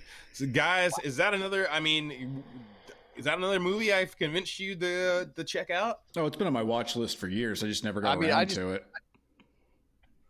I need to go back and watch The Godfather Part 1 just to watch it again. I mean, it was a long time ago with the last time I watched it, but yeah, I'd be down to watch that trilogy again, just to see it. It's definitely considered one of the greatest movies of all time still too. Moving right along, we have Forrest Gump. Thorny, this was your top pick, right? Yeah, this was my top pick because Mama said it's my magic shoes. Mama said they'd take me far, far away. No, Forrest Gump. Chocolates, you never know what you're gonna get. I always hated that quote. All you gotta do is look at the card in the box. It tells you what you're gonna get. Forrest Gump, based on the Winston Groom novel of the same exact name, had a budget of $55 million. I didn't know it was a novel until I was like 20. Yeah, no, I didn't either. It took a long time. Yeah, it was originally a book. I'm 8 years old to know that. Today I learned. Yeah, $55 million. $55 million to make. Brought in $683.1 million. Jeez, almost $1 billion movie for not being like a tentpole budget, franchise. Wow. Yeah, yeah. And I mean, I don't even have to summarize this movie. We all know it had literally everything. It addresses so many different things. It plays into pop culture of history, not like just pop culture itself, but like just historical pop culture concepts. Yeah, it goes through. Yeah, it goes through just such a time period and covers everything. Like it addresses so much that happened through those times. But fun fact, they almost cast Ice Cube to play Bubba. Think about that. The guy who plays Bubba does so well. I don't think that would have worked. I agree. But I don't know. I don't know. I don't think so. I mean, it would have been a pop culture icon moment to do it, but I think the guy. I don't even know who played Bubba. I can't tell you his name off the top of my head, but I do not see anybody else playing that. I was say he did it so well. But here's even crazier. Before Tom Hanks got the role, they considered Bill Murray, Chevy Chase, and once again on this list, John Travolta. Wow. So Bill John would have been a pretty decent choice. The other two, fuck them. I don't think any of them would have been good. No, because I don't think Bill Murray makes the same movie. You think about Bill Murray, even in that time, early 90s Bill Murray doing semi-serious roles. So that's coming out of a couple of years before that, Groundhog Day, which you can kind of see him in that same realm. It's semi-serious, semi-comedy. There's definitely a lot of funny bit. Like, I don't think that you have the same feeling for Forrest if Forrest is Bill Murray. No, you're looking for comedy then. Yeah, and I think with Tom Hanks, you get that sympathy factor. Yeah. Chevy Chase, definitely the same thing. And also something that I brought up to y'all just while we were texting, like, Tom Hanks is just one of those actors that can just could play any role that he's thrown into. Yeah. He's amazing, and there's a reason he's as great as he is. And when we almost lost him to COVID, we were like, "Holy crap, not Tom Hanks! Take anyone else but Tom Hanks." But what you brought up actually last night, Chris, was this movie came out in the same year as Pulp Fiction, Shawshank Redemption, and Lion King, and Speed. So it was a big year for movies. 1994 was a really big year for movies. We might need to just go over. God, and that would be a great list. Yeah, I think at some point Lion King was considered one of the highest grossing films ever as well. I believe it was up there in Disney rankings as one of the highest for the longest time before. Yeah, it almost hit $1 billion. It was like 994 million. Yeah, something else Disney came out and put it further on down the list, and I can't think of what it is right now. It wasn't Mulan, I know that. Ooh. Frozen. Frozen definitely did, now. But again, inflation. But yeah, that's all I have to say about Forrest Gump. It's Forrest Gump. It's a great movie. and that's all I got to say about that. Thank you. That's all you have to say about that. Will, you can't take 4 hours to explain this, but please, our number 2 movie is Lawrence of Arabia. Mm-hmm. None of the other two haven't seen this, so we put at the number 2 a movie you have only seen, and we've agreed. So please defend the number 2 movie, Lawrence of Arabia. I won't take 4 hours, but give me a couple of minutes to read through my notes here, and feel free to ask questions. I will go ahead and start off and say that David Lean, the guy who directed it, basically created the entire idea of the extra long shot and the long take. Yeah. And part of what makes this movie 4 hours long is because he literally takes 10 minutes to watch a guy walk across the desert. Over and over and over and over and over again. Yeah, and these are things that later got adapted by other filmmakers like Scorsese, who's been on this list. Yeah. Yes. Yeah. Scorsese. Let me find that part of my notes here. I've got a number: Stanley Kubrick, George Lucas, Martin Scorsese, Ridley Scott, and Steven Spielberg basically stole all kinds of ideas. Ridley Scott on this list too. Yeah. Yes, he should be. But they basically all stole ideas from him. Another little fun fact here is that the director David Lean also had 3 films that are in the top 39 of the American Film Institute's 100 Years, 100 Films thing. Lawrence of Arabia being 5th, Bridge Over River Kwai at 13, and Dr. Zhivago at 39. Now, I have to admit, I have not seen Bridge Over River Kwai or Dr. Zhivago, but the fact that he directed them kind of is a pretty big deal in my opinion. Makes you want to watch them. Definitely. Let's see. This is fast, also. I was going to say, Will, did you know that the only reason we have Peter O'Toole in this movie is because Marlon Brando turned down the role? Yes, I did know that. Wow. Yeah, Marlon Brando's all over this list. Yep, he is. Yep. Yeah, and the fact that he turned it down, I think, was probably one of his worst ideas in his career, because if he had been in this movie, it would have been even better. But Peter O'Toole, I don't know. Peter O'Toole's iconic in this flick. Mm-hmm. Yeah, and here's a little fun fact about Peter O'Toole. He almost died in the 70s. A couple of years after this movie was filmed and everything, from stomach cancer. Ooh. It was misdiagnosed because he was an alcoholic. Okay. The sad thing Couldn't is, stop drinking. in 2013, he did die from stomach cancer because he was not. Oh, the irony. That's unfortunate. And another thing about him was he was mostly a stage actor. He knew how to quote all of Shakespeare's 154 sonnets. Wow. I don't even know a single one, but he could apparently quote all of them. And This movie, when it comes to it, the reason why we put it at number 2 is because if you really think about what all the rest of these movies kind of take from it. Yes. It's iconic in movie making. Yeah, it's iconic in the film sense. Like every one of these directors on the list further down probably saw this movie and went, yeah, I got to do something like As that. a matter of fact, Rotten Tomatoes actually quote, the epic of all epics. Lawrence of Arabia cements director David Lean's status in the filmmaking pantheon with nearly 4 hours of grand scope, brilliant performances, and beautiful cinematography. And that also, and this is unquote, he also got 2,000 people to go live in the desert for a week to film one of the biggest battle scenes that's ever been done in cinema history with live actors.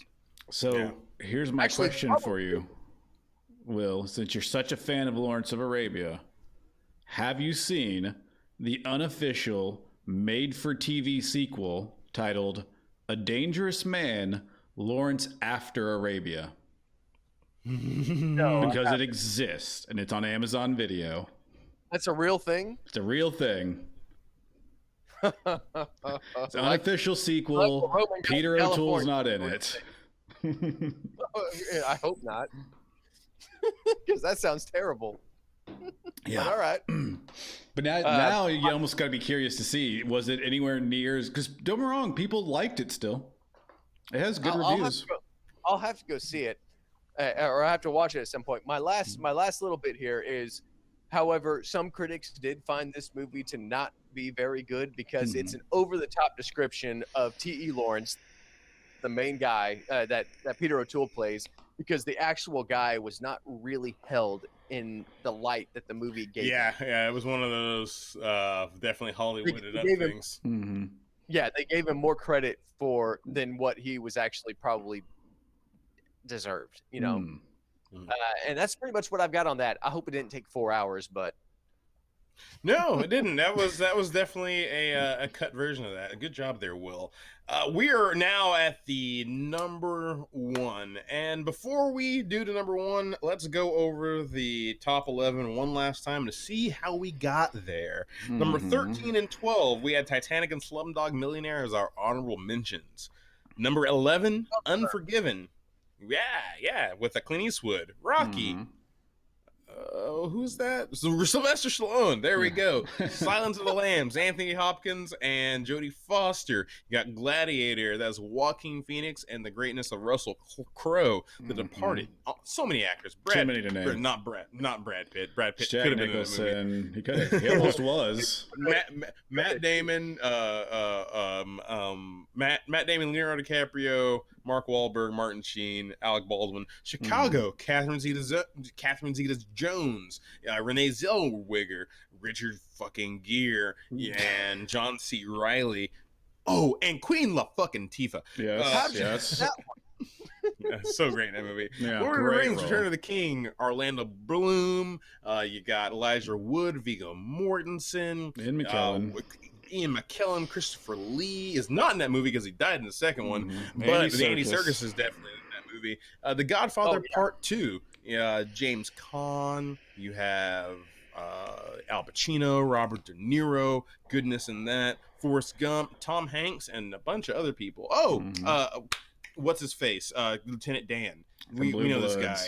I can't remember his name off the top of my head, but CSI. He went to CSI, I believe. He went to CSI. My gosh, what is his name? We'll figure that out and say it later. And then finally, Lawrence of Arabia with the greatness of Peter O'Toole. What a great number one, name. guys. Can we get a drum roll for number one? If part 2 was on here, the number one had to be on here. The Godfather. I wish we had the Godfather music playing right now because that would be even better right now. So that's The Shining. Sorry. Right. Okay, so this 1972 movie, is considered by so many people the greatest movie of all time. I think, let's see the AFI list. It was on that list. It was on that list of the greatest movies of all time, and I can't find out where it fell actually. that one place. Doing the research song, because that's what you do when you're researching. Research song. Yeah. Well, if you guys want, real fun fact that has nothing to do with making this movie, the cat in the opening scene was a stray that hung around the set, and Francis Ford Coppola. That's right. And then he just picked it up and said, let's. Yeah, he just handed it to Brando and said, "Hey, improvise with the cat." And the cat loved him. The cat literally sat there all day for all the shots and just hung out with him. So, yeah, That's fun why little. That's cool. Yeah, The Godfather was number 3 behind Citizen Kane and Casablanca. Nice. Over Gone with the Wind and Lawrence of Arabia. So that's kind of cool on that AFI list, number 3 right there. It was actually, so they had so many problems with Francis Ford Coppola in making this movie because they thought he was gonna spend too much money, and they hated the fact that he took too long. Well, he finished ahead of schedule and under budget with this movie. So big Out of F all his you. other movies, though. Yeah, right. That he took a long time and spent so much money on and almost went broke for a whole bunch of other things. He's an artist. That's what artists do. They spend more money than they're supposed to and make genius. Look at Apocalypse Now. So, which is another Marlon Brando movie. So at this point in time, Marlon Brando didn't memorize his lines. Yeah. In fact, Francis Ford Coppola didn't want Marlon Brando to be Vito Corleone. He actually wanted Laurence Olivier to be Vito Corleone, and I think that could have worked at the time. That he was a great actor. I mean, it could have worked, but Marlon Brando definitely did a great job and ended up being winning Best Actor for this, even though he's probably the supporting actor to Michael. And Al Pacino actually boycotted the Oscars of that year because he had more screen time than Marlon Brando, but got nominated for the supporting role. Yeah. Yeah, a little butthurt on that. But Brando would not memorize his lines. He would actually put cue cards around the area and read the lines as they were filming, because he felt that the initial reading take would be the best take because it was the most natural take. So he felt that there was no need to memorize lines. It wasn't the best acting he could do. Maybe he was right in that. If you watch the movie, you can't tell. If it works, it works. Oh yeah, it worked for him. A weird thing that Coppola actually did on this too was that he would hold these improvisational rehearsals for the film. Yep. Yeah, have like the dinners. cast, like come to dinner in character, and they couldn't break character so that they could establish like the hierarchy of the family. Yeah. I didn't know that. That's cool. Yeah, it's a weird thing. But he actually did the same thing kind of later on with Bram Stoker's Dracula. He made all of the cast come and read the script out and actually read. I think they read the book Dracula and read it as character in like a cabin out in the middle of nowhere and whatnot, just to get everyone together. Yeah. Art is hard, people. Art is hard. You got to bleed for it. A bunch of stuff was improv in the movie, including one of the most famous lines, leave the gun, take the cannoli. Improv, that was just off the top of the head. And the last little fact on this, because we just did a big thing on director's cuts, right? Yeah.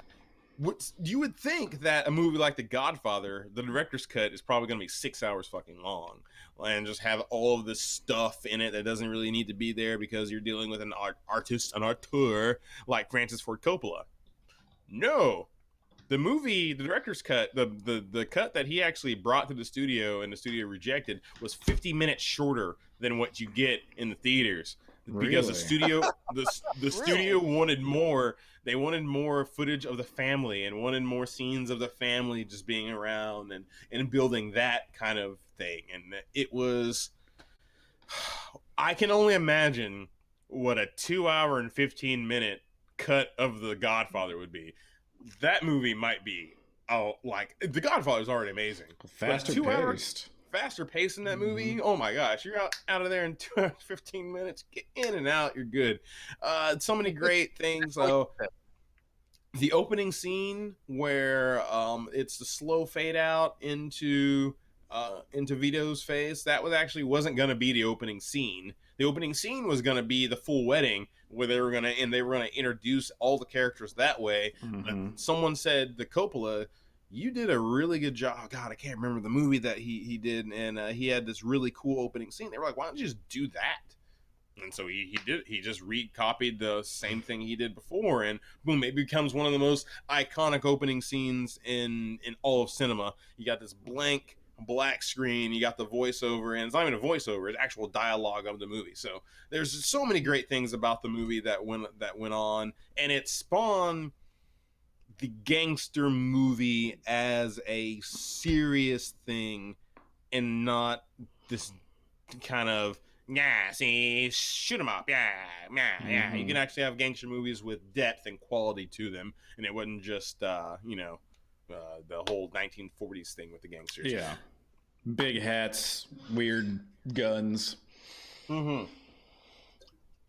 Anything else, guys, on The Godfather? You guys like that movie, right? Oh, I loved it.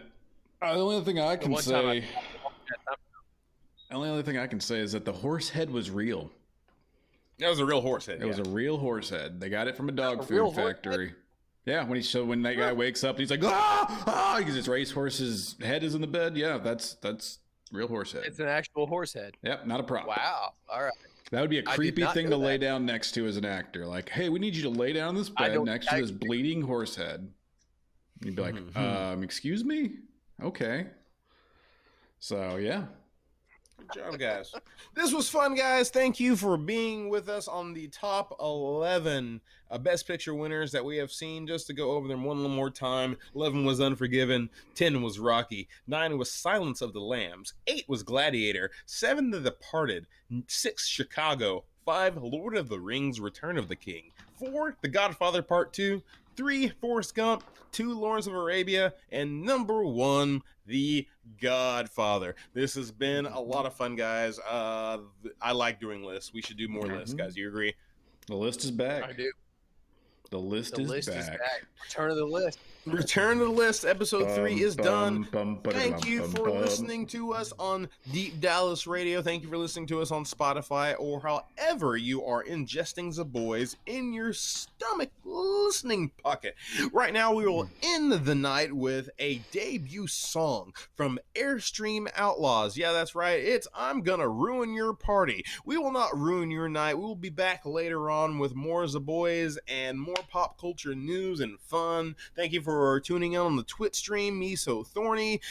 Thorny, Will, you guys say goodbye. Adios. Bye-bye. Bye, guys. Have a good one. We'll see you guys later on.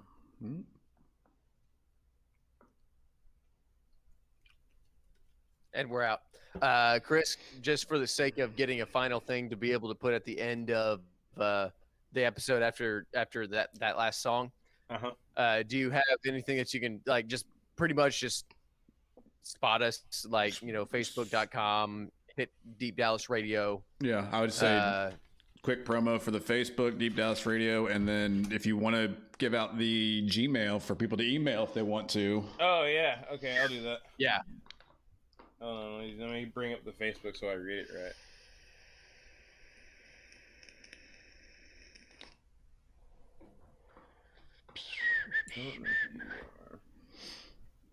I don't know who you are. Sorry, I have to ask, how can you whistle with all of that smoke in your face? Because it's not that in was my... Chris whistling. That was Chris that time. No, I did too. Oh.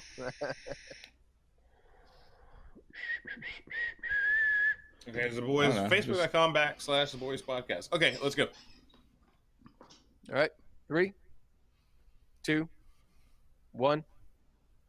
And again, thank you for listening to us, the Zaboys podcast here on Deep Dallas Radio. You can find them on Facebook.com/Deep Dallas Radio. You can find us on Facebook.com/Zaboys podcast. And you can email us questions. You can email us suggestions. You can email us anything you'd want to at zaboyspodcasttx@gmail.com. We love you guys. Have a safe one. Enjoy yourselves. And we're out. Perfect. Sweet. Dig it. That was fun. That was a good. That was. That was such a good list. I was gonna say that was good. So now we got 2 weeks of prep. Yeah, we're not even doing half bad on time. Even adding in the songs, we're gonna be sitting around maybe a little over an hour 30, but not much. Cool. Awesome. Do we want to try to do anything for the midweek? There might be what? Oh, I was saying I think we may actually end up being around an hour 30 because that first break that we took between segments 1 and 2 It was like 15 minutes. went a little bit longer than the other one. So Yeah. All right. Well, so cutting out some stuff, if we should be good. we can continue discussion off this. I got to go run and change my laundry because the laundry thing closes at midnight, so I got to hurry. Okay, do what you gotta do, man. Oh, you yeah, have a good one. you literally have to go somewhere. Yeah. I'll be back. I'll see you guys later on, and I will message you guys. All right, talk to you later, man. All right, later. Bye. Awesome. Okay, so let's get rid of the overlay. You had an overlay? Yeah, what did it look like? I didn't see it. Just go to the Twitch. You'll see it on the recast. I'm not watching the Twitch stream. So. Yeah, that's what I'm saying. You can always go back though and watch it later. It backs them up for 14 days. And then I'm also pulled them and putting them on YouTube as well, so people can go in there and watch them there if they want to. The overlay is not perfect; it needs some work, but it's not bad for something I made in 15, 20 minutes. So, still cool. Yeah, it could use a lot more work and detail, but it's weird because you don't know. It's hard to tell where Squadcast is going to put your cameras, and so I had to guess and then go in and tweak it last night.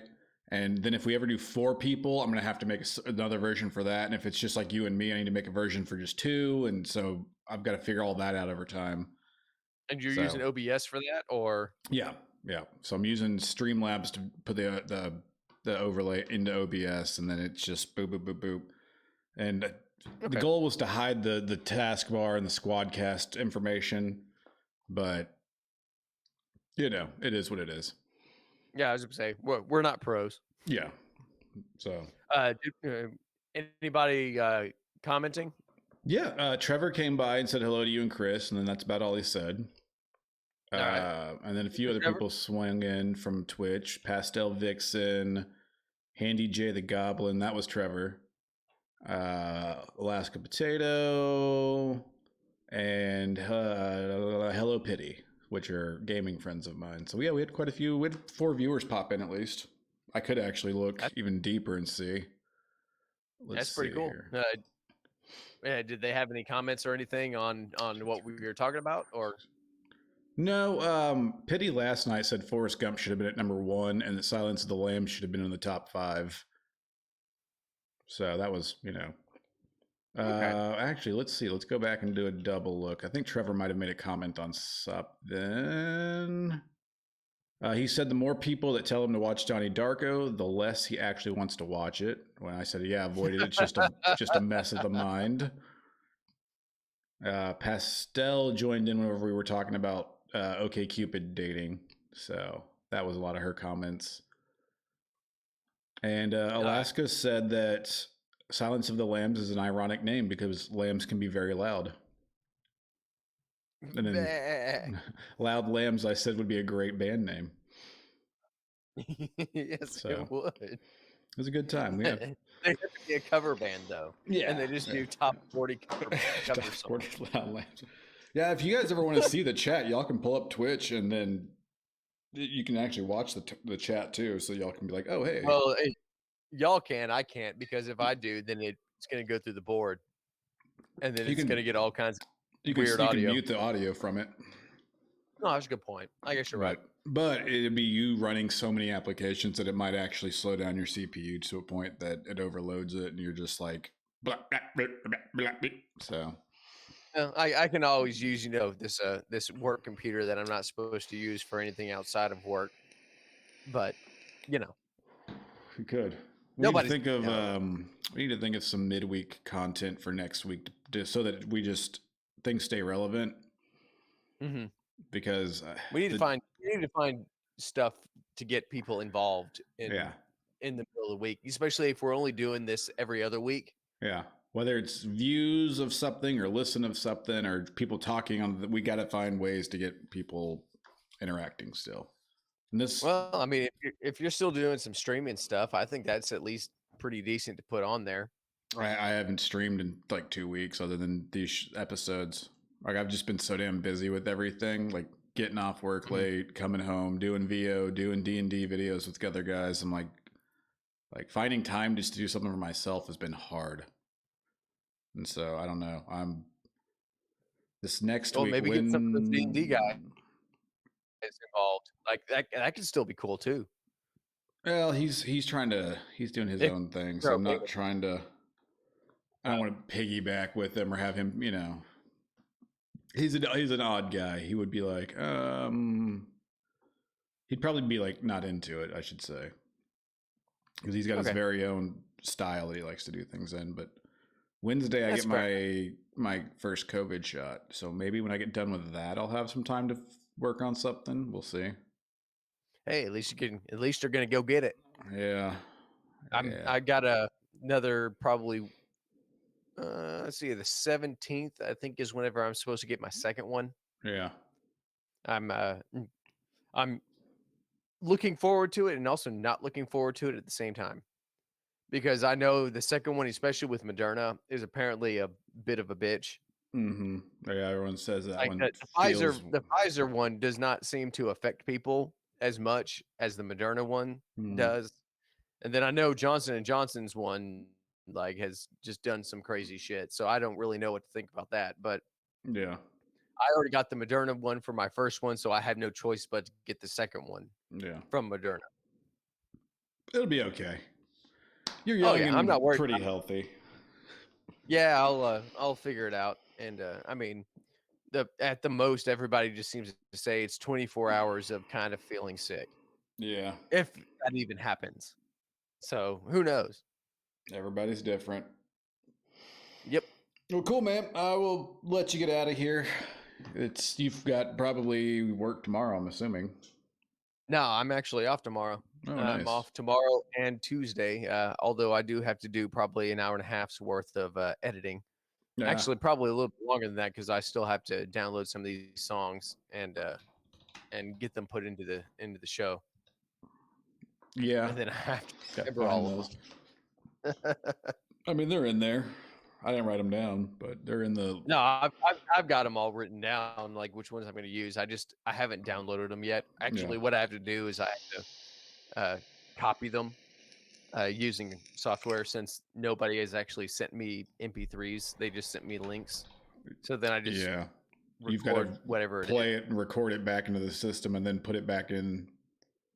Mm-hmm. That's pretty much how I have to do it. So I'm gonna have this up hopefully here in the next 2 hours or so, and then I'm gonna set a schedule, or I'm gonna set a scheduled post for tomorrow around 10 a.m. Mm-hmm. Maybe I may set it to 11, just Yeah. so people are. Yeah, I'd go with 11, so it hits right before people's lunch break, and then hopefully it's not overwhelming on Facebook. Yeah, that was my thinking as well. Like, I want people to start seeing it whenever they're about to start going to lunch. Yeah, so like 11, 11:30ish would be good.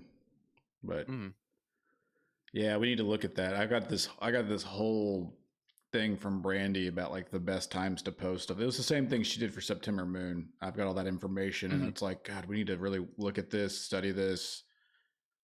We need to start fucking canning content so that we've got backup stuff for weeks that we aren't doing stuff. There's so much that we need to do, which is why I guess I'm not super excited about everything.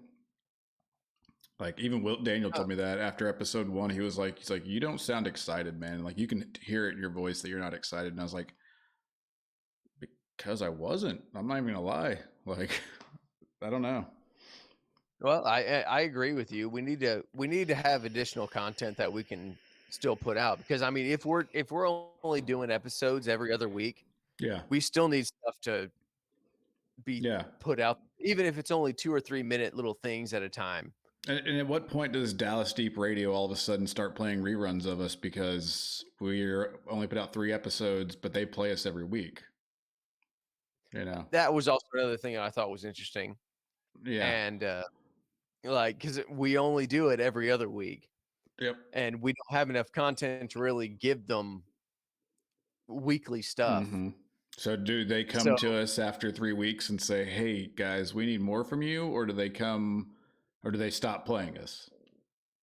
And no, I don't think they'll stop playing us. I think they're just we'll just end up getting reruns every other week or every week. Like they'll just do Like in this case, next Monday they'll probably just play this episode Probably.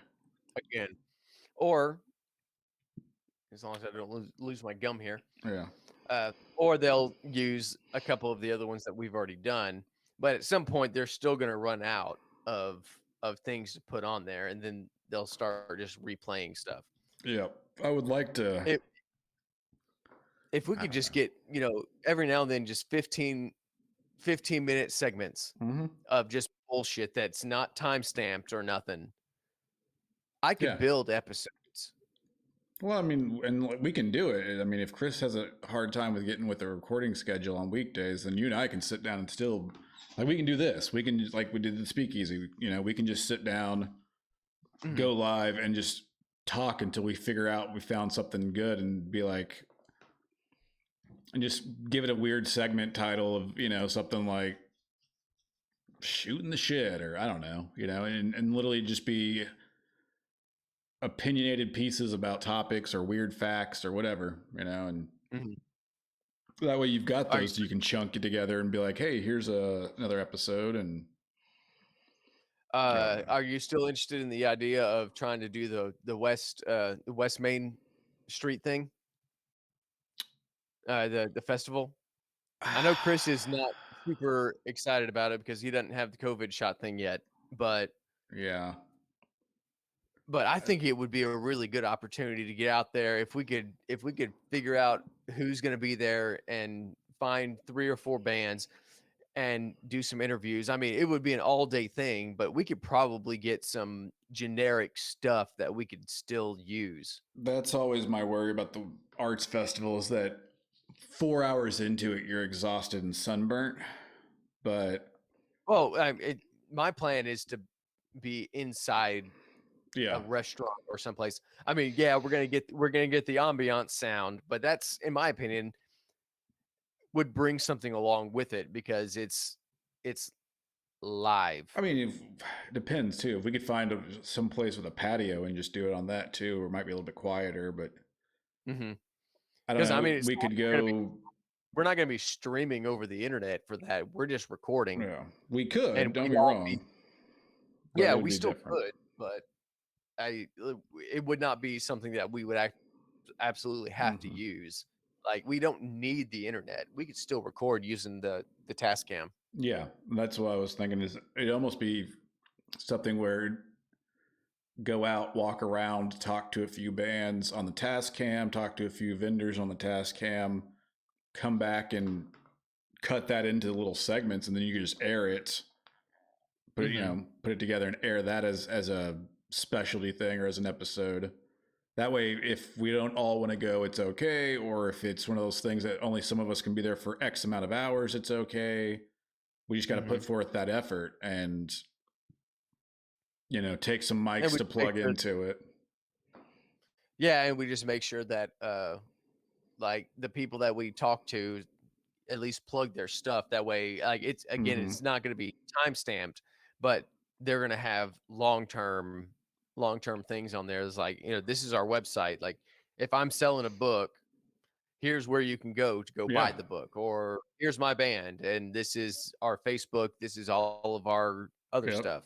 We could do like we did, like y'all did at the Lone Star Park that one time with Daniel, where Jesus drives a Chevy.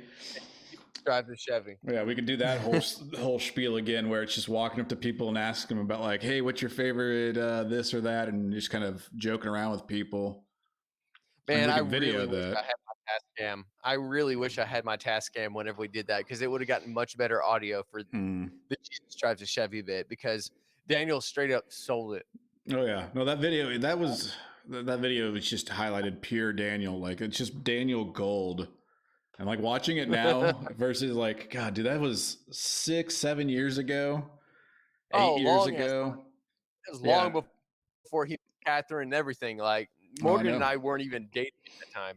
So I'm saying, if you go back and watch that and look at how everybody looks in that video, God, we were so young, and it blows my mind, because I do that with these photos I have from San Antonio one year from a buddy's wedding, where I look at him all the time and I go, Jesus, man, we were all such baby faces. Like, it's scary to see like how bad, like how much life affects you as a person and like beats you up in just a matter of 4 years, 6 years. Like, Yeah. it's scary. It gets you. I still have zits, and I'm fucking almost 31, and I still get zits. Oh yeah, I do too. Usually after eating very greasy stuff. No, I just get them every now and then in general. Mhm. I had one on my ass. That was not very fun. I had to deal with that pretty quickly because whenever I sat down, it wasn't like a hemorrhoid. It was just like, oh, there's a boil right. That sucked. Yeah. You're like, ah, yep. Sit down is like, Goodness. oh, all right, I gotta fix that right now. Yeah. I don't know. I've been longing to go to Hooligans for a drink. Oh, yeah, we do need to go back over there, go see Joe, and go see everybody. Just because we haven't been there. I haven't been there since COVID. Yeah, that's what I'm saying. When I get off work, like every week, this past week, like every day I get off work and drive by and think like I should stop by. And then it's like, no, because I know it'll happen. I'll end up having 2 drinks, 3 drinks or something, call 5 you, drinks, tell 8 you to come, wait for you until 9 o'clock. Then all of a sudden 2 o'clock hits and I'm exhausted, drunk, not waking up for work the next day. Well, it's not like we haven't done that before. I know, but I can't handle it anymore. Let's say 26, 27, 28, that was fine. Now, holy that would kill me. Like 2 drinks Yeah, and like I'm almost on my ass now. this morning when I got up, like after what we did last night for the pre-show, I had a couple of drinks while we were doing that, and I woke up this morning and it was like, and before I went to go play disc golf, I was like, oh, I'm getting beat. But I already promised I would go play disc golf. So I a little bit of hair of the dog. Yeah. Shouldn't have done that, but it helped. It made it work. Yeah. And I was able to get through. Here's a question from the chat. Is it fun to be drunk? It depends on who you are and how much you drink. My answer was in my 20s, yes. Now, no. Like all through my 20s, I loved drinking. Everything was about, let's go to a bar, let's go do this. Everything was about social drinking. And now I'm like, oh, there's social drinking. We're going out to socially drink. I'm okay. Can we just, I don't know. I can stay at home and Yeah, exactly. It's like I want to drink 2 drinks and just go to sleep now. Can we not go out and do something? Like, wait, I'm supposed to go out and talk to people? Like you want me to get slightly drunk so that I can go talk to these girls? Oh, I don't have the energy, and I'm not even wearing a nice shirt today, guys. Like, come on, it's just I'm okay, you know. Like, I honestly think COVID was a part of that. Like COVID, honest to God, was one of those things that made me not really give a flying fuck about going out anymore. Because I realized everything that I do, I can do at home. Yep. So, and I've realized that I enjoy drinking more with good company around a fire than I do crowded into a public place with a bunch of assholes throwing stuff and yelling at each other. Or people that you just straight up don't know, like at a bar. Yeah. Or running into that person you don't want to see. Oh, I've been there, done that. I think you were there for one of those. A couple of them. And you've been there for quite a few of mine too, where it's like, hey, we're going over here. Oh yeah, so-and-so's not working today, and walk in and there she is. And you're like, oh, goddamn. Well, this is my life. It's like, well, now I'm going to be here. Yeah. I mean, luckily it always came out good and we're civilized people, but. Yeah, I've just learned to ignore the people that I don't want to talk to. And then every now and then they give me the side eye whenever I, ignore them. And I just don't care anymore. Yeah, that should be a segment you and I should do some night. Sit down and record, like take random questions found on the internet about like life advice and just answer them. Like we have no reason to do that, but we should totally or we have no justification or backing of being the people who should do that, but we should. We just read out questions, life advice questions, and then we answer the way that we think they should be answered. Yeah, like I'm we down. just from our personal experiences. So it'd be like, let me see here. Like, let me go into Google and see if I can't find anything. So go find one. Go find one. Let's test this theory out. Let's see, life I'm questions. still running all the recording stuff, by the way, just so I am you know. too. Oh, I figured you were still doing the stream since No, I you am. had Yeah. people. No, I don't want life provoking. I want like. Just type in like general life questions. Let's say questions people ask about dating. Let's see the eight most common dating questions. Will I ever find someone? This isn't completely fair. I'm married. No, I know. But I guess I could put myself in my non-married state back, years ago before I found the perfect woman. So. Okay, so like here's one. Like, say like we could be like, oh, we can make up like a fake name and be like, blah blah blah. Wrote in and asked, how do I know someone genuinely likes me? And is it not? And it's not just about the sex. And just be like, like I said, questions we have no authority to answer, and then just start going into it and just start answering them as messed up as we can. So read that question again. Is this from a male or female? Because that is going to change how I answer this. It doesn't say. This is the top 10 commonly asked dating questions answered by a man and a woman, part 1. And so the question was, how do I know someone genuinely likes me and is not just about the sex? And are they a guy? I'm assuming that a woman wrote this question, but there's a guy and a girl response. That would be part of my answer. Are they a guy? Oh, that'd be your simple answer. Yeah. Yeah. So are you dating a man? Oh, you are? Then it's about the sex. Yeah. And they'd be like, wait, what? It's probably about the sex. Yeah. Now that's not necessarily true, but that's how I would answer it and be like, if you're talking about trying to find a dude, odds are he's probably thinking about sex. Yeah. Maybe at least 75% of the time it's all about him wanting to find sex. Well, and even I would honestly say this, like even with women, at some point they're still looking for sex too. Yes. Like, I'm sorry. It's not just guys only looking for sex. Like, women look for sex as well. Yeah. But, we've been conditioned to believe that women have a lower sex drive than men, which is not true at all. Not necessarily. I mean, it's not. It's just triggered differently. I might say a little bit lower because they have different things that go on in their brains. I don't honestly know how to answer that question, but men, statistically, whenever you look at a girl and you think I'm interested, one of the first things that comes in your brain, whether you want it to or not, is would I have sex with her? Well, yeah, exactly. Because guys were physical creatures, so we are more likely to do that. Whereas, like I said, a woman's sex drive can be just as high as a man's, but it's triggered differently. So for her, she's going to be like, unless she's actively just looking for sex, she's not going to go through that process. That's not the first thing she's going to ask. She's going to go, who is this person? Is this person attractive in any way? Do I feel anything from this person? Do I want to talk to this person? So...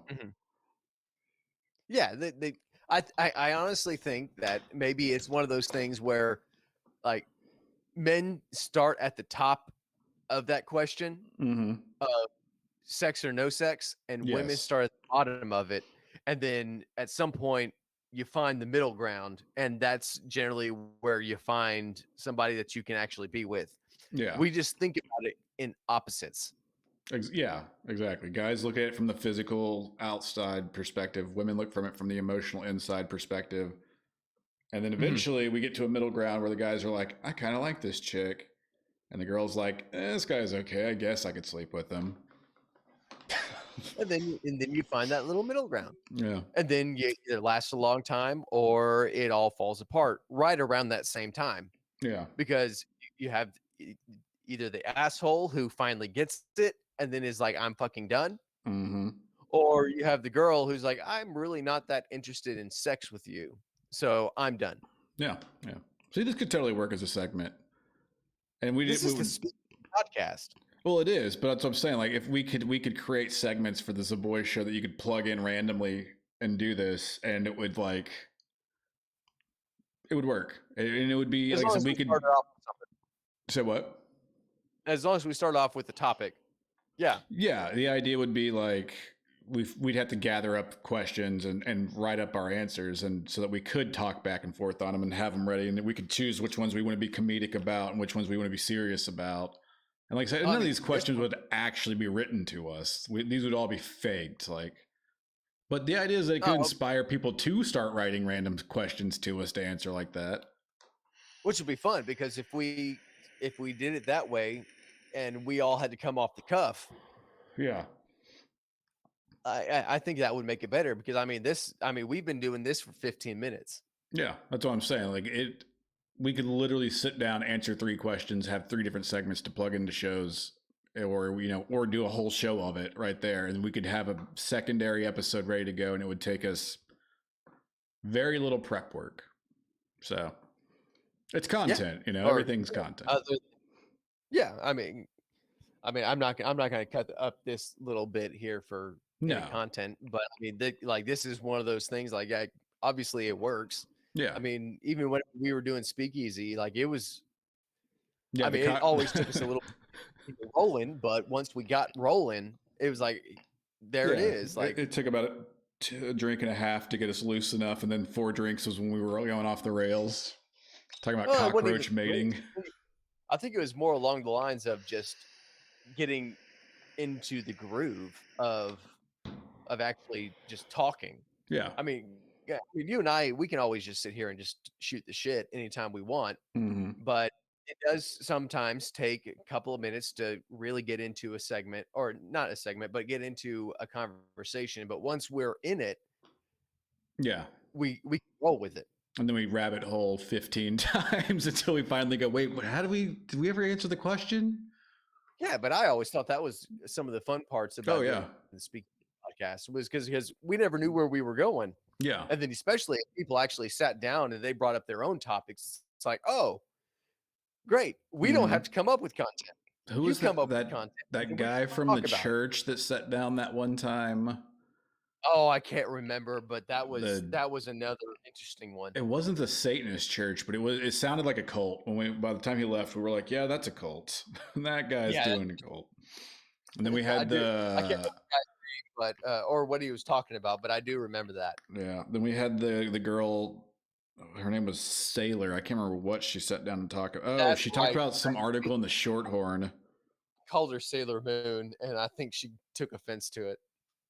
Nah, she sat with us for a while, but she was just going on about some article in the Shorthorn and how it was bullshit because it was completely incorrect or something. We was basically like talking to Jade for 25 minutes. It was one of those like extreme feminists. I think that not to say that that there's anything wrong in that direction, but I think she took it a little over the top, and because that's what I remember coming out of her mouth is like she basically argued with us on everything that we said just because we were men. In a sense, yeah. Like I said, it was like talking to Jade for 25 minutes. We were just like, by the time she left, I was like, wow, I know someone just like you.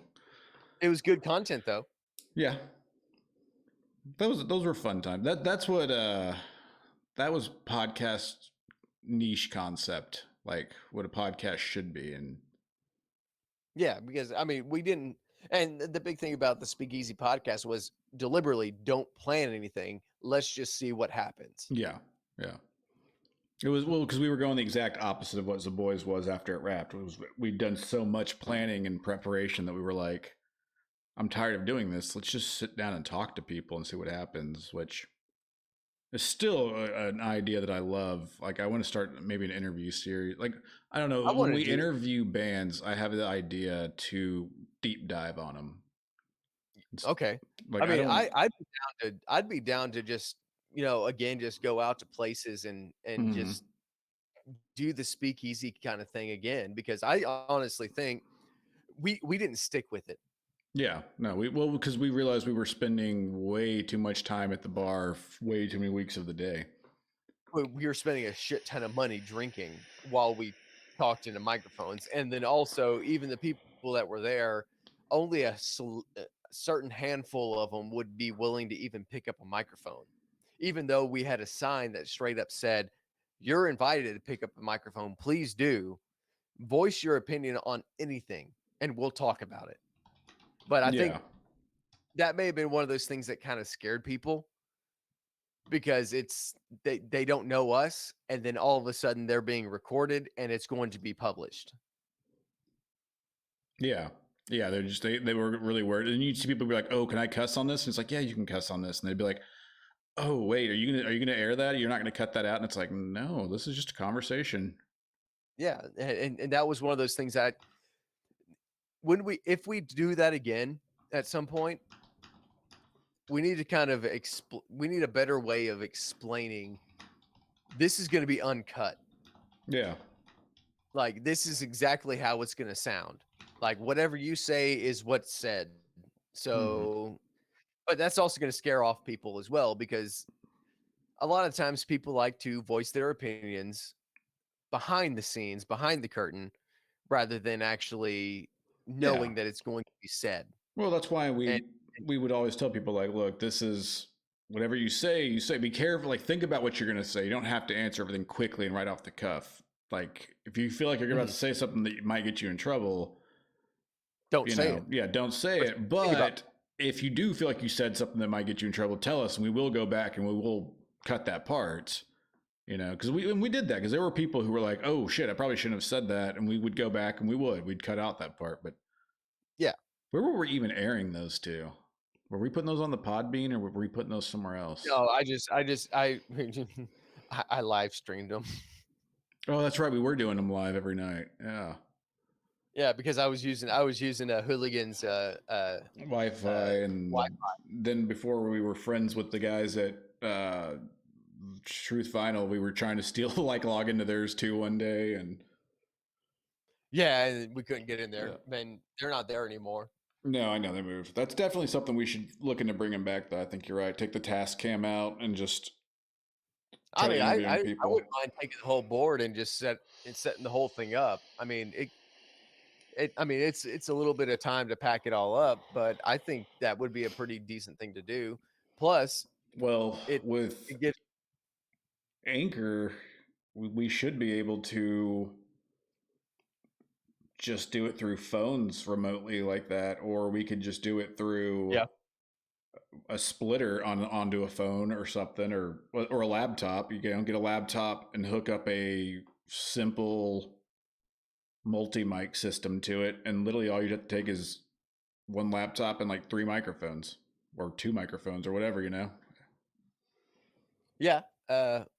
And the thing about, like, with at least whenever we actually get back together, like whenever you, Chris, and I are all in the same room, that opens up 3 different possibilities for guests, because then at that point I'm not having to use your email and Chris's email to include y'all as guests onto this podcast thing. So at this point we only have one other space that we can actually use. But if we were all in the same room, we would all be going through the board. I could easily set us all up to where it sounds good, and then we could have a potential 3 different guests. Yeah. And if they're somewhere else remotely, if they're going through a board, they can have multiple microphones on their own setup, as long as they have the audio like already ready to go. Yeah. We could have an entire band of 4 or 5 people as remotely, as long as they've got all their different microphones, and it would be an easy way to do that. Yeah, I agree.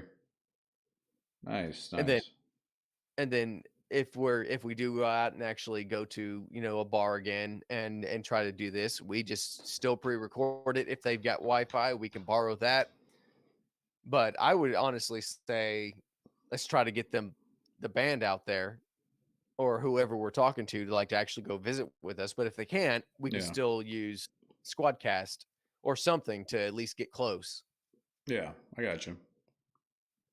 Yeah, like I said, when we do start interviewing the bands, though, or the musicians or acts or whatever, I kind of want to deep dive on them instead of just.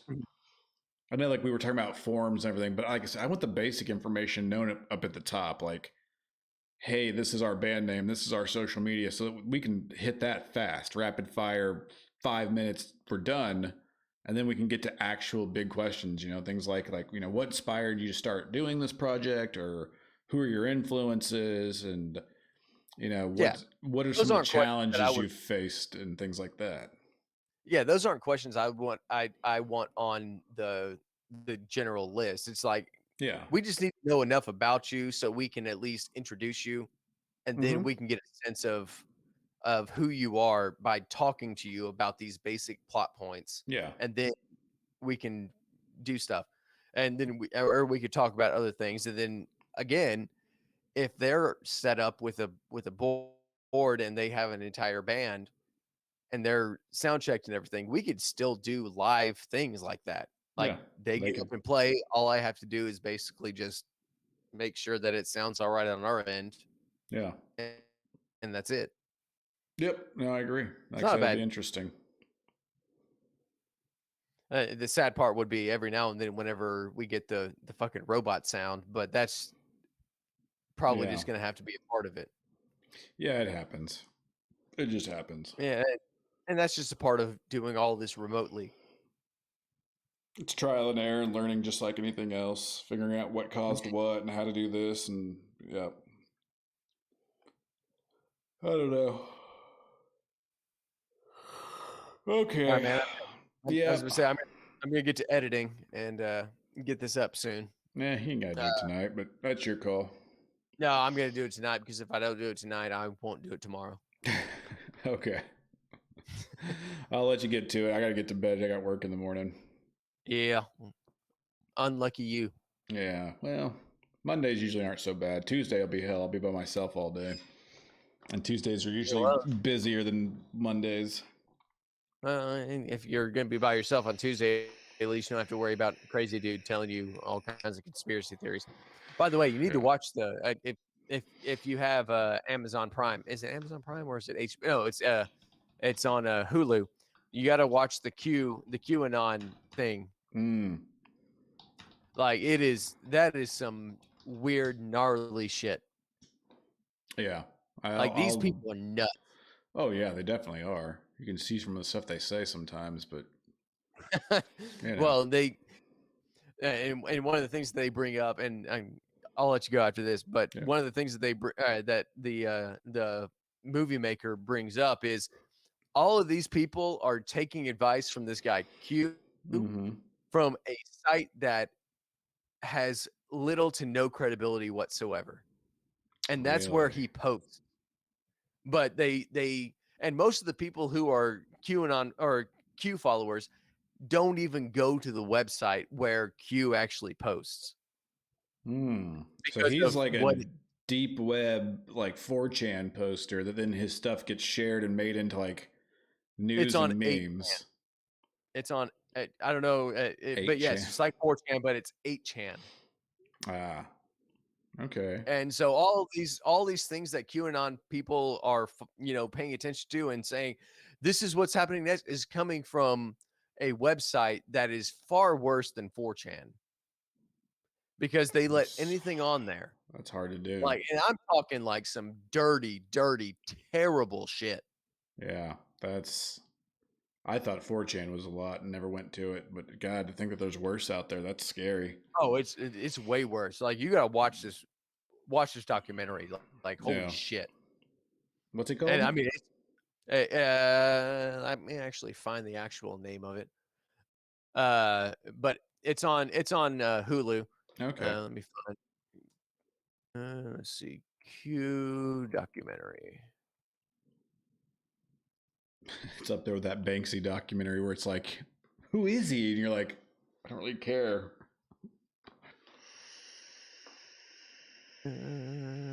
Q Into the Storm.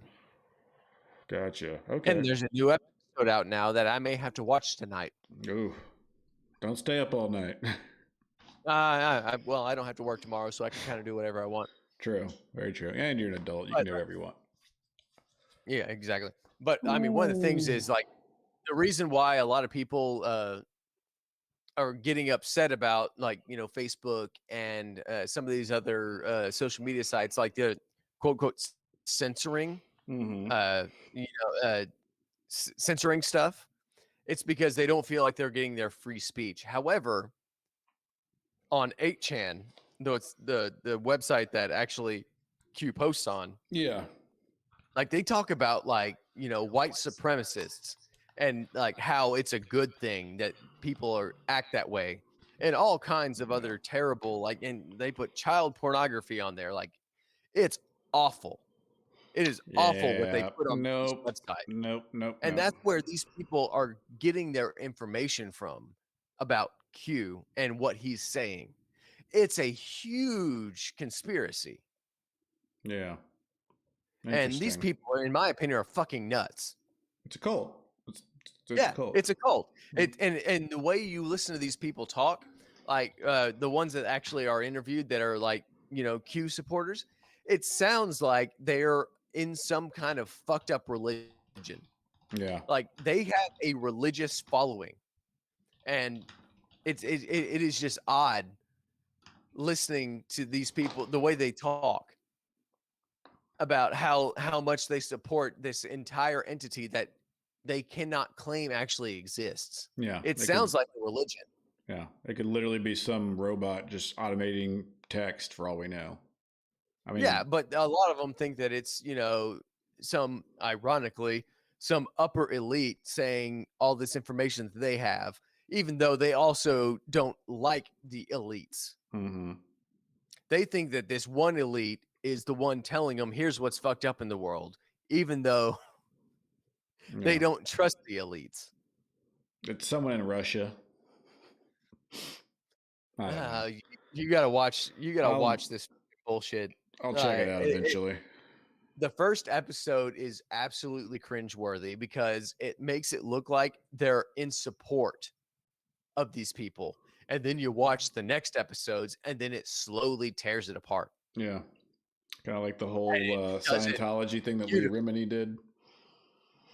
Yeah, Hmm. yeah. Oh, the Scientology thing. This is like Scientology, except for extreme conservatives and stupid religious people. Not religious people, but I mean Yeah. stupid ones. Less superpowers, less aliens.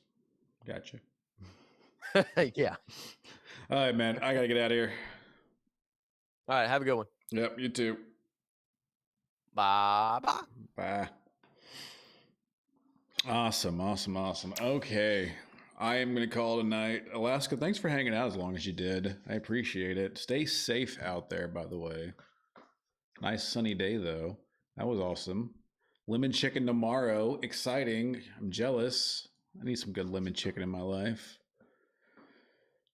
Oh, Pity, thank you for coming by. I don't think you're still here because I think I saw you sign into a game. I don't know. Everybody else that swung by, I appreciate it. Awesome. Thanks for checking out the show. We will be back in 2 weeks with another episode, but hopefully I'll be back to streaming. I'm going to try to find some or make some time to stream. Maybe not Dead by Daylight, though. I need to find a better game still. Got really tired of it. Mom makes the best lemon chicken. Yeah, I wish my mom made good lemon chicken. She does good chicken and rice casserole, though, so it's fair trade. Awesome. See you next time. Be safe, everybody. We love you. Peace. Love. Chicken grease. No, just love each other. Just love each other. Go out in the world, do good, be happy. Share your thoughts, share your smile, share your everything, your love, and just be happy. Catch you next time.